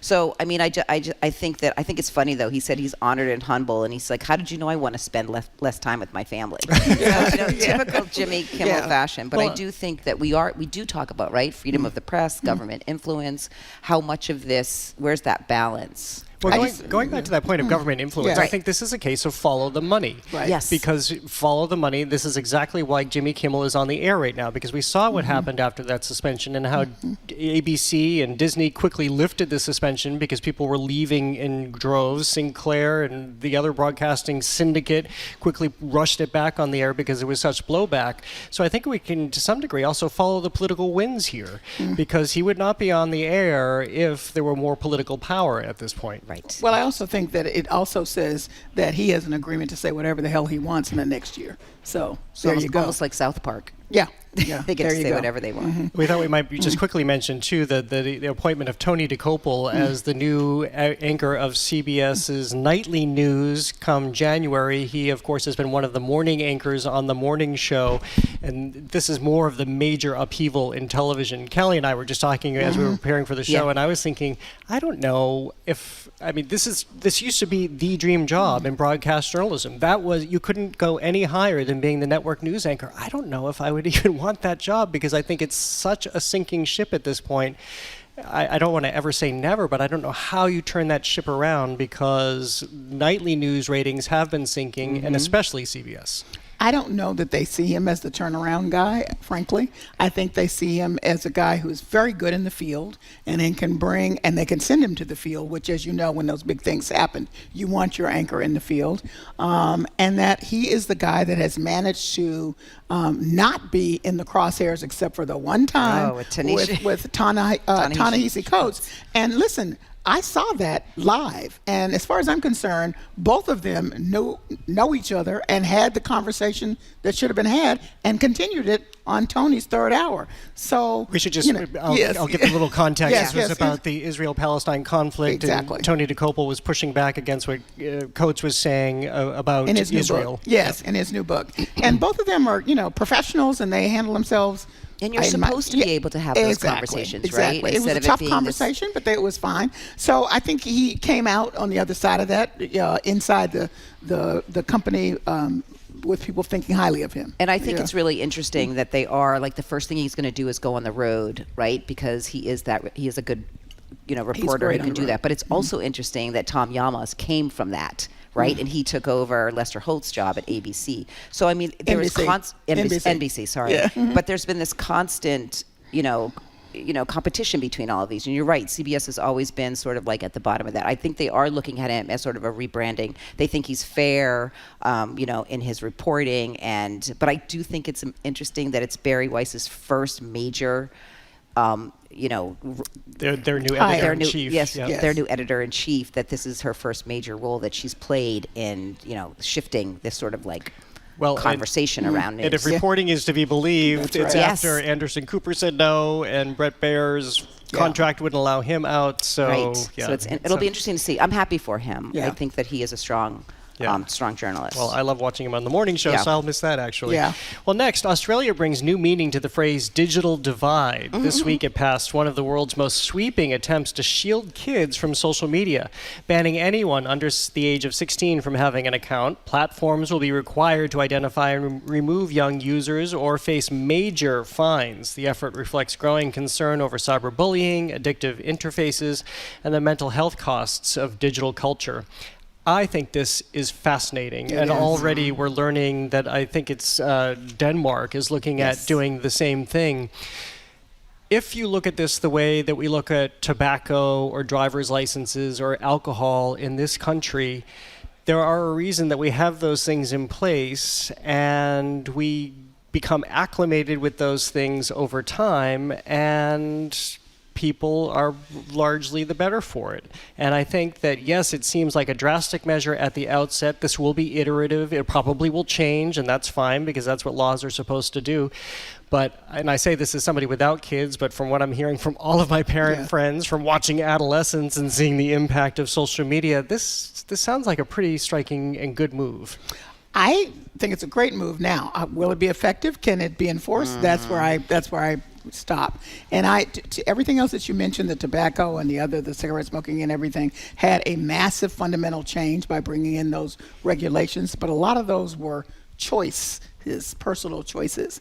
We're in the life now where Time Magazine has just named AI as their innovators as persons of the year. So it's your life. So I don't know how you're able to extract them from life at this point. I think you can narrow it, which will be good, but I don't know that you can. I think it's really, like you said about the smoking and the alcohol, about changing culture, right? About just increasing the age by a certain amount. I do think this is a great idea. I'm thinking, is this what it's come to? Because choice is not working. Because you can't keep these kids off of social media. And on the flip side, it's sort of like how they get all their information. It's about how they interact with their friends. And so all these content creators are saying, I'm seeing it now. I'm seeing like our drop in numbers, and that's what they live for, right? So, I think you're absolutely right. How do you regulate it? Do you go into people's homes? Do you not allow them to download certain things? They can still access the public accounts of things, so they can still see it. But maybe it will have a small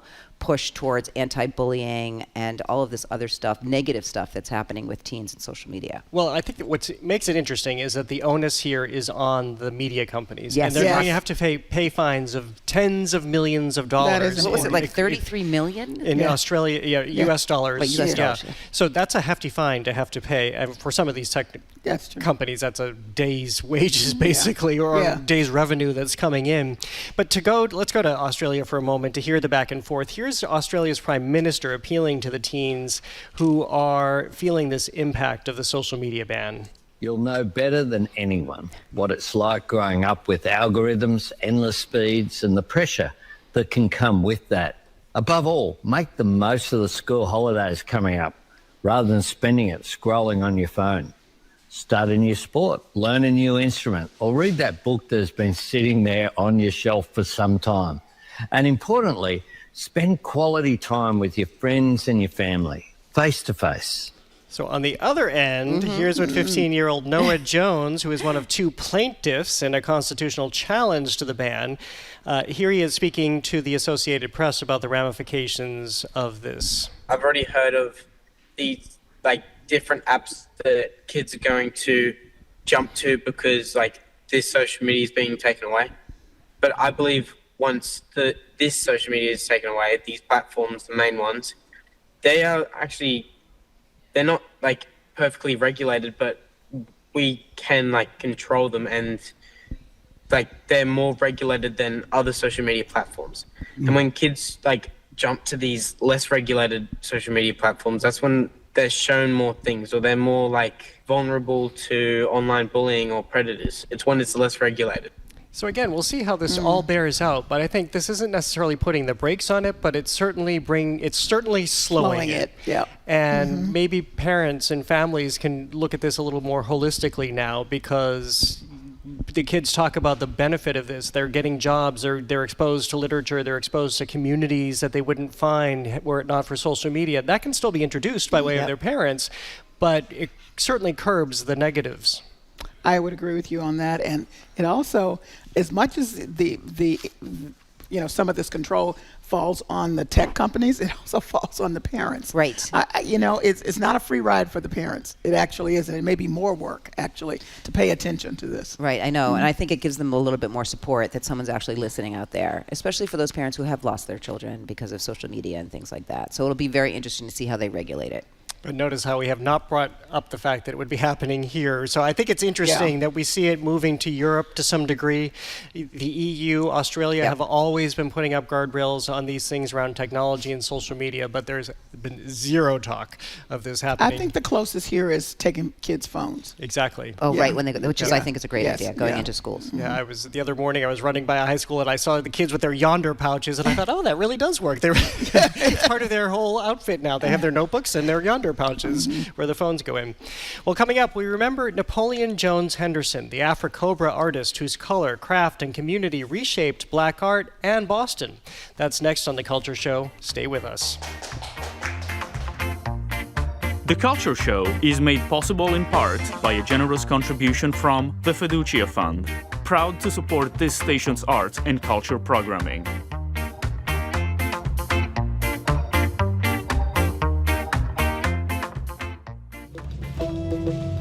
I'm Arun Roth. Coming up on GBH's All Things Considered, the Trump administration is investigating Boston for its housing policies, saying its focus on helping people of color may be a violation of federal law. And norovirus is hitting Medford hard. We'll hear how you can try to avoid the illness as we head into the holidays. Those stories and all the day's news starting at 4 on GBH 89.7. Funding for our programs comes from you. And Commonwealth Shakespeare Company. From the heart of Boston to the heart of your holidays, Charles Dickens' A Christmas Carol returns to the Emerson Cutler Majestic Theater December 6th through 23rd. Ticket information at comshakes.org/Scrooge25. And Classic Harbor Line, offering classic yacht cruises throughout the holiday season in Boston and New York City for families, date nights, and corporate gatherings. More at classicharborline.com. And Burton's Grill and Bar, featuring contemporary American cuisine with signature dishes like salmon romesco, the Max Burger, and chicken piccata. With 8 Greater Boston locations, new to Mansfield. burtonsgrill.com. The comments section has plenty of opinions. We have the facts. Trusted local news. GBH News 89.7, gbhnews.org, and streaming on the GBH app.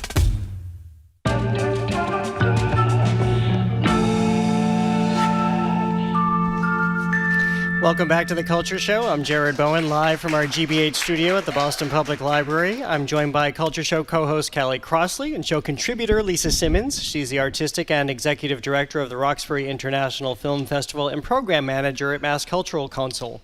If you're just tuning in, it's our Arts and Culture Week in Review, which includes remembering Napoleon Jones Henderson, who has died at age 82. He was a towering figure of Afrocentric art and a key member of Afro-Cobra, or the African Commune of Bad Relevant Artists. Bad it is as in good. Really good. The Chicago collective that helped define the visual language of the Black arts movement. Working in textiles, sculpture, and mixed media, he created radiant images meant to uplift and affirm Black identity. People might also remember that in 2022, the ICA had a really extraordinary retrospective of his show called Napoleon Jones Henderson, I Am As I Am, a Man. I was fortunate to spend some time with him doing a lot of filming for that show between both the ICA gallery and his home, which was extraordinary. It was its own piece of art. And I remember him telling me he would move from room to room to room. So he lived in this idea factory. Of course, he was always at the helm as the machinist of that factory. But he is a man who was so vibrant, so bright, so cheery, and always looking, as I remember him telling me at the time, trying to look at the beauty and majesty of black culture here in America. He was something else. This one hits hard. It feels very personal. I, in my, particularly with my focus on African American artists, was very focused on trying to get some pieces from the Africoba artists, of which he was, I believe, the youngest member. And so I had managed to secure a piece from Andrew Cowens, and then discovered that he was in Boston, and made a connection with him. And then just by coincidence, a group of women that I was a part of called Passage to Kenya, we were putting together a group to go to Kenya, met in his house over a year because his house served as a community space as well. And so we really got to know him, personally, as well as, his artistry. And I just was so pleased to be able to get a little piece from him, which I asked him about, and he said, I don't even remember that piece. That's because he made thousands of pieces every moment. Oh my God. So anyway, he was, and then just his, he did art not just for himself, but he really meant for it to be embedded in the community. So when you look at his piece at the Bruce Bowling Building, Roxbury Rhapsody, and you look at the door over at the Roxbury Community College, and many, many other spaces, I mean, his presence will be here, long after many people have never seen the exhibit in 2022. So it's really painful to I miss him already. Exactly. Yeah. So shocking. And I echo everything you say. I've known Napoleon for probably since as long as I've been doing Rock's Film, right? Because I used to hang out with a lot of those guys, like, Dana Chandler and folks and stuff like that, because we were all trying to use art to do the same thing, and that is uplift the black community. And I was lucky a couple of years ago too, he had a dinner at his house, and you're right, it's like Alan Crate, right? Yes. It's the same sort of thing where you go into the house and it's just, I want my walls to look like that. Yeah. And it was just so brilliant. And it wasn't just his work, it was the collecting of other people's work and his mentorship of other people, and coming and bringing Africoba from Chicago to here to make sure that, people really were using art to tell that story that was often untold. It wasn't just, the colors, it was so much of everything he did was so much about, advocacy and history and legacy Yeah. that if you don't know of him, you really need to. He centered the black experience in all of his work. Well, and if you don't know as much about Africobra or haven't heard about it, Right. Here he is. He was on the show last year, and he is discussing here in this exchange the mission of Africobra, and we should mention that it really, especially got going and rolling and thriving in the 1960s, Yes. which of course was so coinciding with the civil rights movement. But here he is talking about what he helped build. We started in Chicago in 1968 with the intention of creating the School of Art that was based in the aesthetics of African people in the larger diaspora, but very specifically stemming from its birthplace, Africa. And so we saw within the context of the African diaspora a very critical and specific manner in how we see and use color, rhythm, and all of the elements that one uses to create the various kinds of works that have been created, and to do that with an intention of establishing a criteria under which one would be able to identify the African aesthetic within the Western Hemisphere creative energies. And the last thing I'll just say about him, he always had a camera. Yes. Which meant that he was always seeing and Yes. always looking and always trying to capture the world. Yes. And he was always available to talk about these issues and the importance of art. Always. Yes, always. Well, I echo you both in saying what a shock that was to learn that this week. Well, we move now to Naina Kalu, who is this year's recipient of Britain's prestigious Turner Prize, and she's the first learning disabled artist to win the award. She listens to ABBA and Donna Summer while making huge cocoon-shaped sculptures out of fabric often wrapped in VHS tape. Her drawings are vast, dizzying, swirling, abstract works, and now the award has helped propel her and like artists from the margins into a defining cultural moment. This is really huge, and again, if you're watching on our GBH News YouTube channel or here at the library, you see her images of her work up on our monitors here. But speaking of color, just like Napoleon Jones Henderson, you see what she has been able to do. There is something that's changing right now. I really, really hope, because right here in Boston, well, actually in Brookline, technically, we have Gateway Arts, which is a supporting platform, this fabulous organization for artists with all manner of disabilities. Artists who create really extraordinary work. Artists who, in large measure, have been ignored by the mainstream, by galleries, and by museums, frankly, for a really long time. So, if people don't know, the Turner Prize is a very prestigious prize given in the UK annually. It's always given to an artist born or working in Britain for outstanding exhibitions or presentations over the previous year.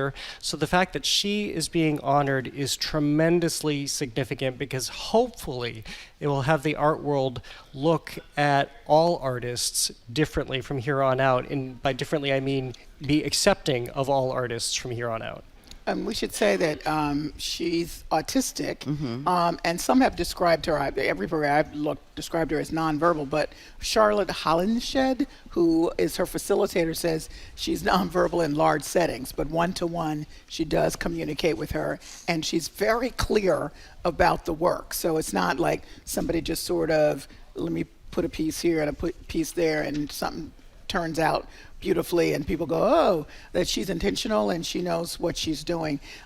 Charlotte says she doesn't really care about the art world, but she does care about exhibitions, because it gives her an opportunity to show the work and to bring other people into the work, and that's very important to her. So for this huge prize, to do what you've just described, Jared, which is to expand what some people may view as artists and artistry, but also gives her another way of reaching people who don't know her work. Exactly, and I think it gives her, those exhibitions are so important to her because it gives her, she does get to speak through those exhibitions, right? And I think that's really important. And I do think that there's this change now in looking at, like, who's an artist? What is an artist? It's not this traditional sort of like performance, video, installation art. It's not, you know, I mean, there aren't these guide rails. Now they're coming down, and I think that that's really important. It's just like Napoleon. It's just like other people is sort of like using their art to give, you know, people who oftentimes have been underrepresented or aren't given that voice, that opportunity, and to use their power and their artistry to do that. I mean, I think it's interesting that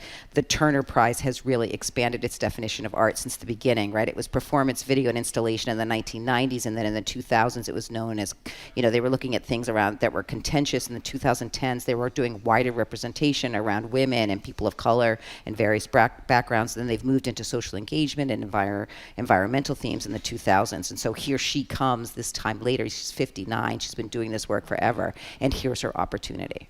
And we should mention that she's supported by an organization very much like Gateway Artists here in Brookline in the UK, which has allowed her to thrive and other artists like her to thrive. I just want to say a little bit more about what's happening in this country to give me hope that things are actually changing. So we have Gateway Arts. I think I did a piece on them last year or the year before on the occasion of a major anniversary.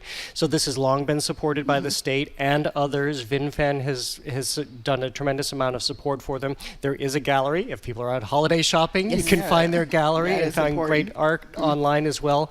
But also last year, SF MoMA, the Contemporary Art Museum in San Francisco, acquired more than 100 works from the Creative Growth Art Center, another like-minded organization supporting these artists. So I really hope that this is changing. And right here in Boston, the MFA hosted a big anniversary celebration for Gateway Arts. So I hope that the gates are coming down on their way into museums. I would just say one thing. Shout out to Americans who've changed their palate along cultural eating lines, and the same thing around art. Americans are just as much a part of erasing the boundaries and looking more broadly and expansively about artists and their work. So it couldn't be happening if you didn't have that pushing some of, shall we say, some of the former gatekeepers. Yes. So it's a win-win. And not being deterred by Right, the current climate, right, right? right. And making sure that all of this is moving forward. Yeah. That's quite key. Yeah. Well, while the Turner Prize is expanding who gets recognized in the art world, a museum in Colorado is drawing criticism for exclusion. The History Colorado Center has pulled a painting from an exhibition centered on Denver's Little Saigon community. Museum officials are citing campaign finance concerns, but the decision is drawing criticism from free speech groups who say it amounts to censorship. So essentially what happened here is there was this exhibition, Big Dreams in Denver's Little Saigon. Madeline Druneau was an artist who was commissioned to create 3 works. She submitted her ideas for the 3 works. Then she submitted the 3 works, and the third one, as again, if you're watching on our GBH News YouTube channel, you'll find out, we'll bounce back and forth between what she submitted, which was an image of 2 seated women, a mother and daughter. In her final version, she made it very, very political. She addressed the conflict in the Middle East between Israel and Palestine. She talked about politicians and their complicity in that conflict, and so the museum, the legal team at the museum anyway, said, well, no, we can't accept this, we can't hang it because this interferes with politics, and again, hung this, pun intended, under the banner of campaign finance violations.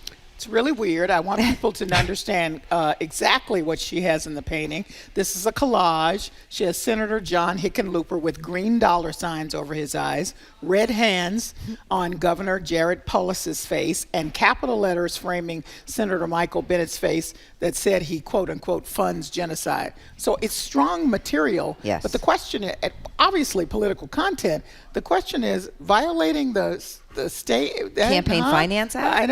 We don't understand that. Because the museum uses public funds, but they don't. It's a very important distinction, which I haven't mentioned, is that the museum falls under the auspices of the Department of Higher Ed in Colorado, so it is a government entity. But they did not use public funds for this exhibition.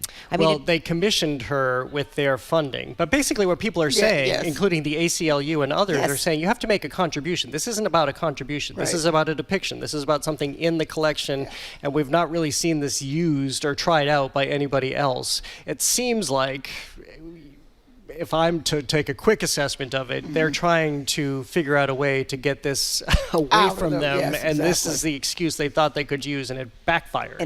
I mean, the easiest excuse is the piece that you submitted is not the piece that you have given us, and therefore we are not going to be able to put this up because it doesn't go with the rest of the show. Instead of trying to have the lawyers come in and say that this is, about campaign, whatever it is, that, because they're going to push back on that.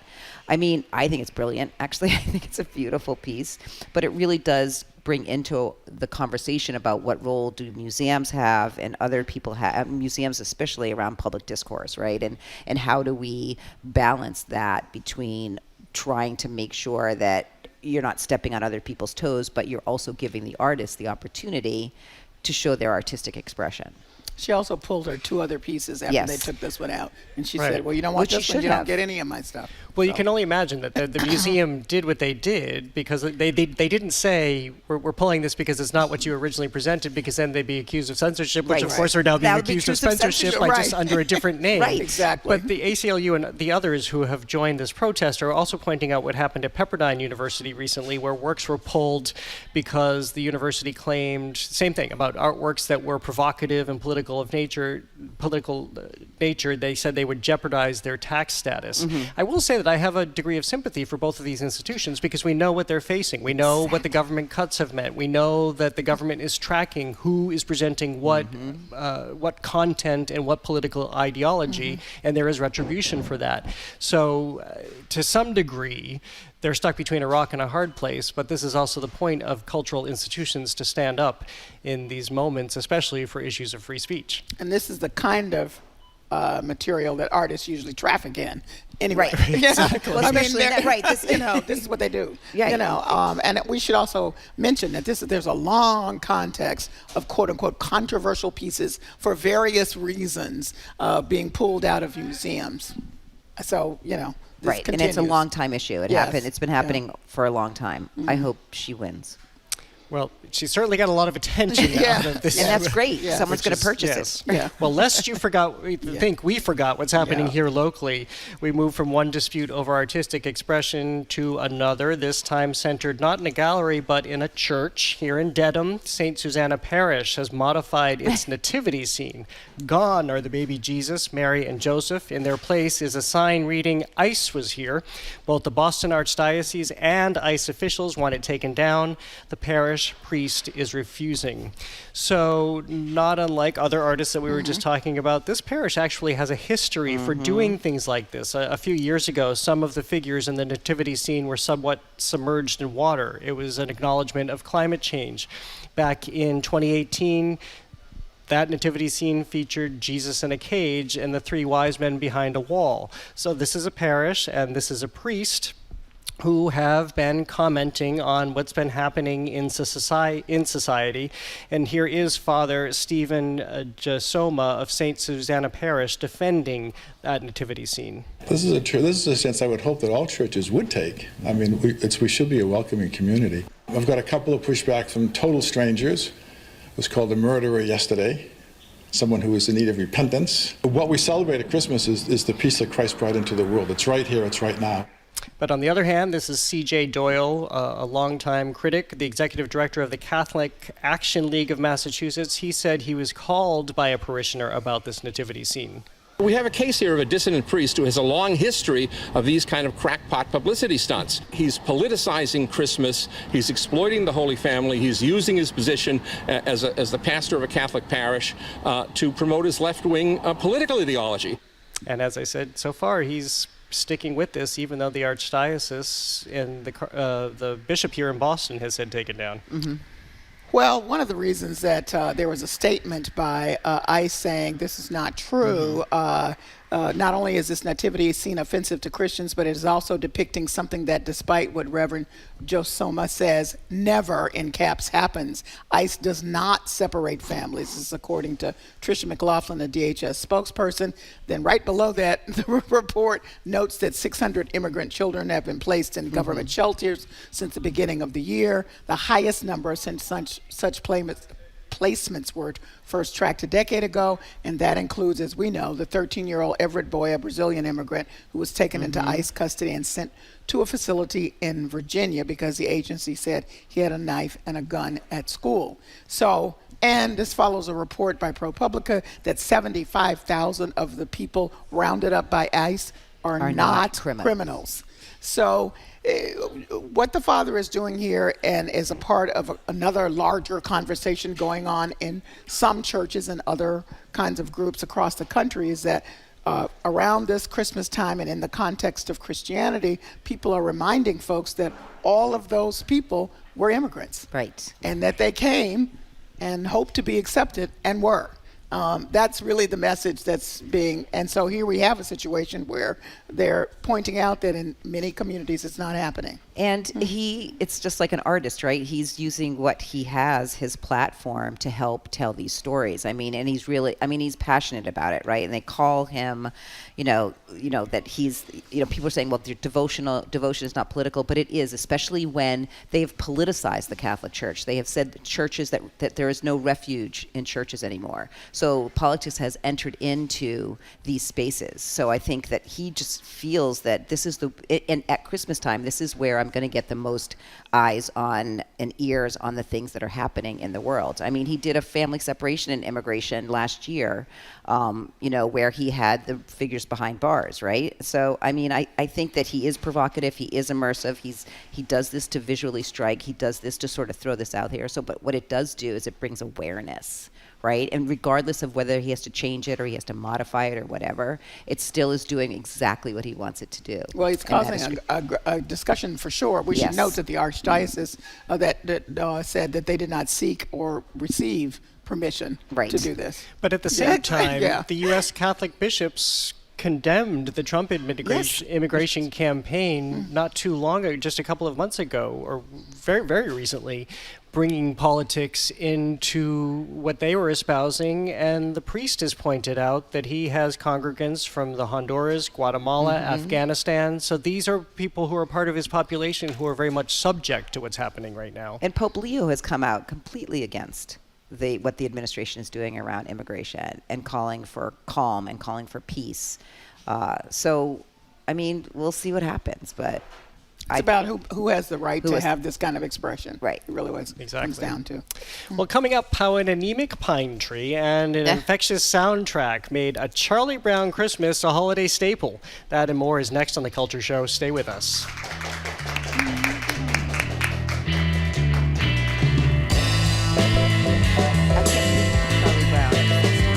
Oh, it's 60 years? Yeah. Landfills have made a town in northwestern England infamous for its stink. Local residents are demanding the government clean up the smell and tell them what's been tossed there. We have a right to know what's been buried there and what the implications are for our health. Hear that story and more global news next time on The World. This afternoon at 3, here on GBH News 89.7. Our programs are made possible thanks to you. And the Bach Center, presenting A Prairie Home Companion Christmas, featuring Garrison Keillor and more, at the Bach Center Wang Theater December 18th at 8. Tickets at Ticketmaster.com. And Bonsai Bar, hosting pop-up beginner bonsai workshops at breweries across New England. Hands-on classes provide guidance in the basics of bonsai design and care in a group setting. More at bonsaibar.com. And Fixed Dental, offering permanent teeth-on implants customized in their laboratory, enabling their doctors and technicians to oversee every aspect of the smile design. Learn more about all the treatments offered at fixeddental.com. Breaking news, deep conversations, and the stories that matter to you. GBH News, always on the radio at 89.7, available on the GBH News YouTube channel and online at gbhnews.org.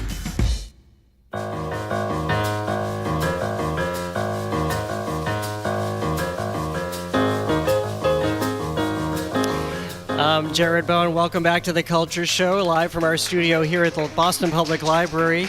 With apologies to Mariah Carey, we're listening to the definitive Christmas song.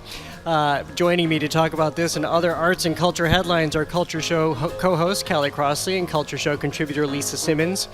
These unmistakable Guaraldi piano notes mean one thing. A Charlie Brown Christmas celebrated its 60th anniversary on Tuesday. What started as a scrappy, low-budget special has become the gold standard for holiday storytelling. Well, this is kind of hard to believe that Charlie Brown is all grown up and is an elder at this point. I don't know if he's entered senior citizen. I mean, that's territory. Good for 60. Yeah. That's a whole other debate. I think he is. But this is a great moment to look back and understand the story of this show. And I know we all have thoughts to share, so I'll try to keep mine to a minimum. But to understand that this was kind of rushed onto the air. They went to Charles Schultz and they said, we want to do this. When it was finished, they all saw it, including the network, and thought, uh-oh, we've made a horrible error, because we listened to Charles Schultz, who wanted to introduce the Bible into this.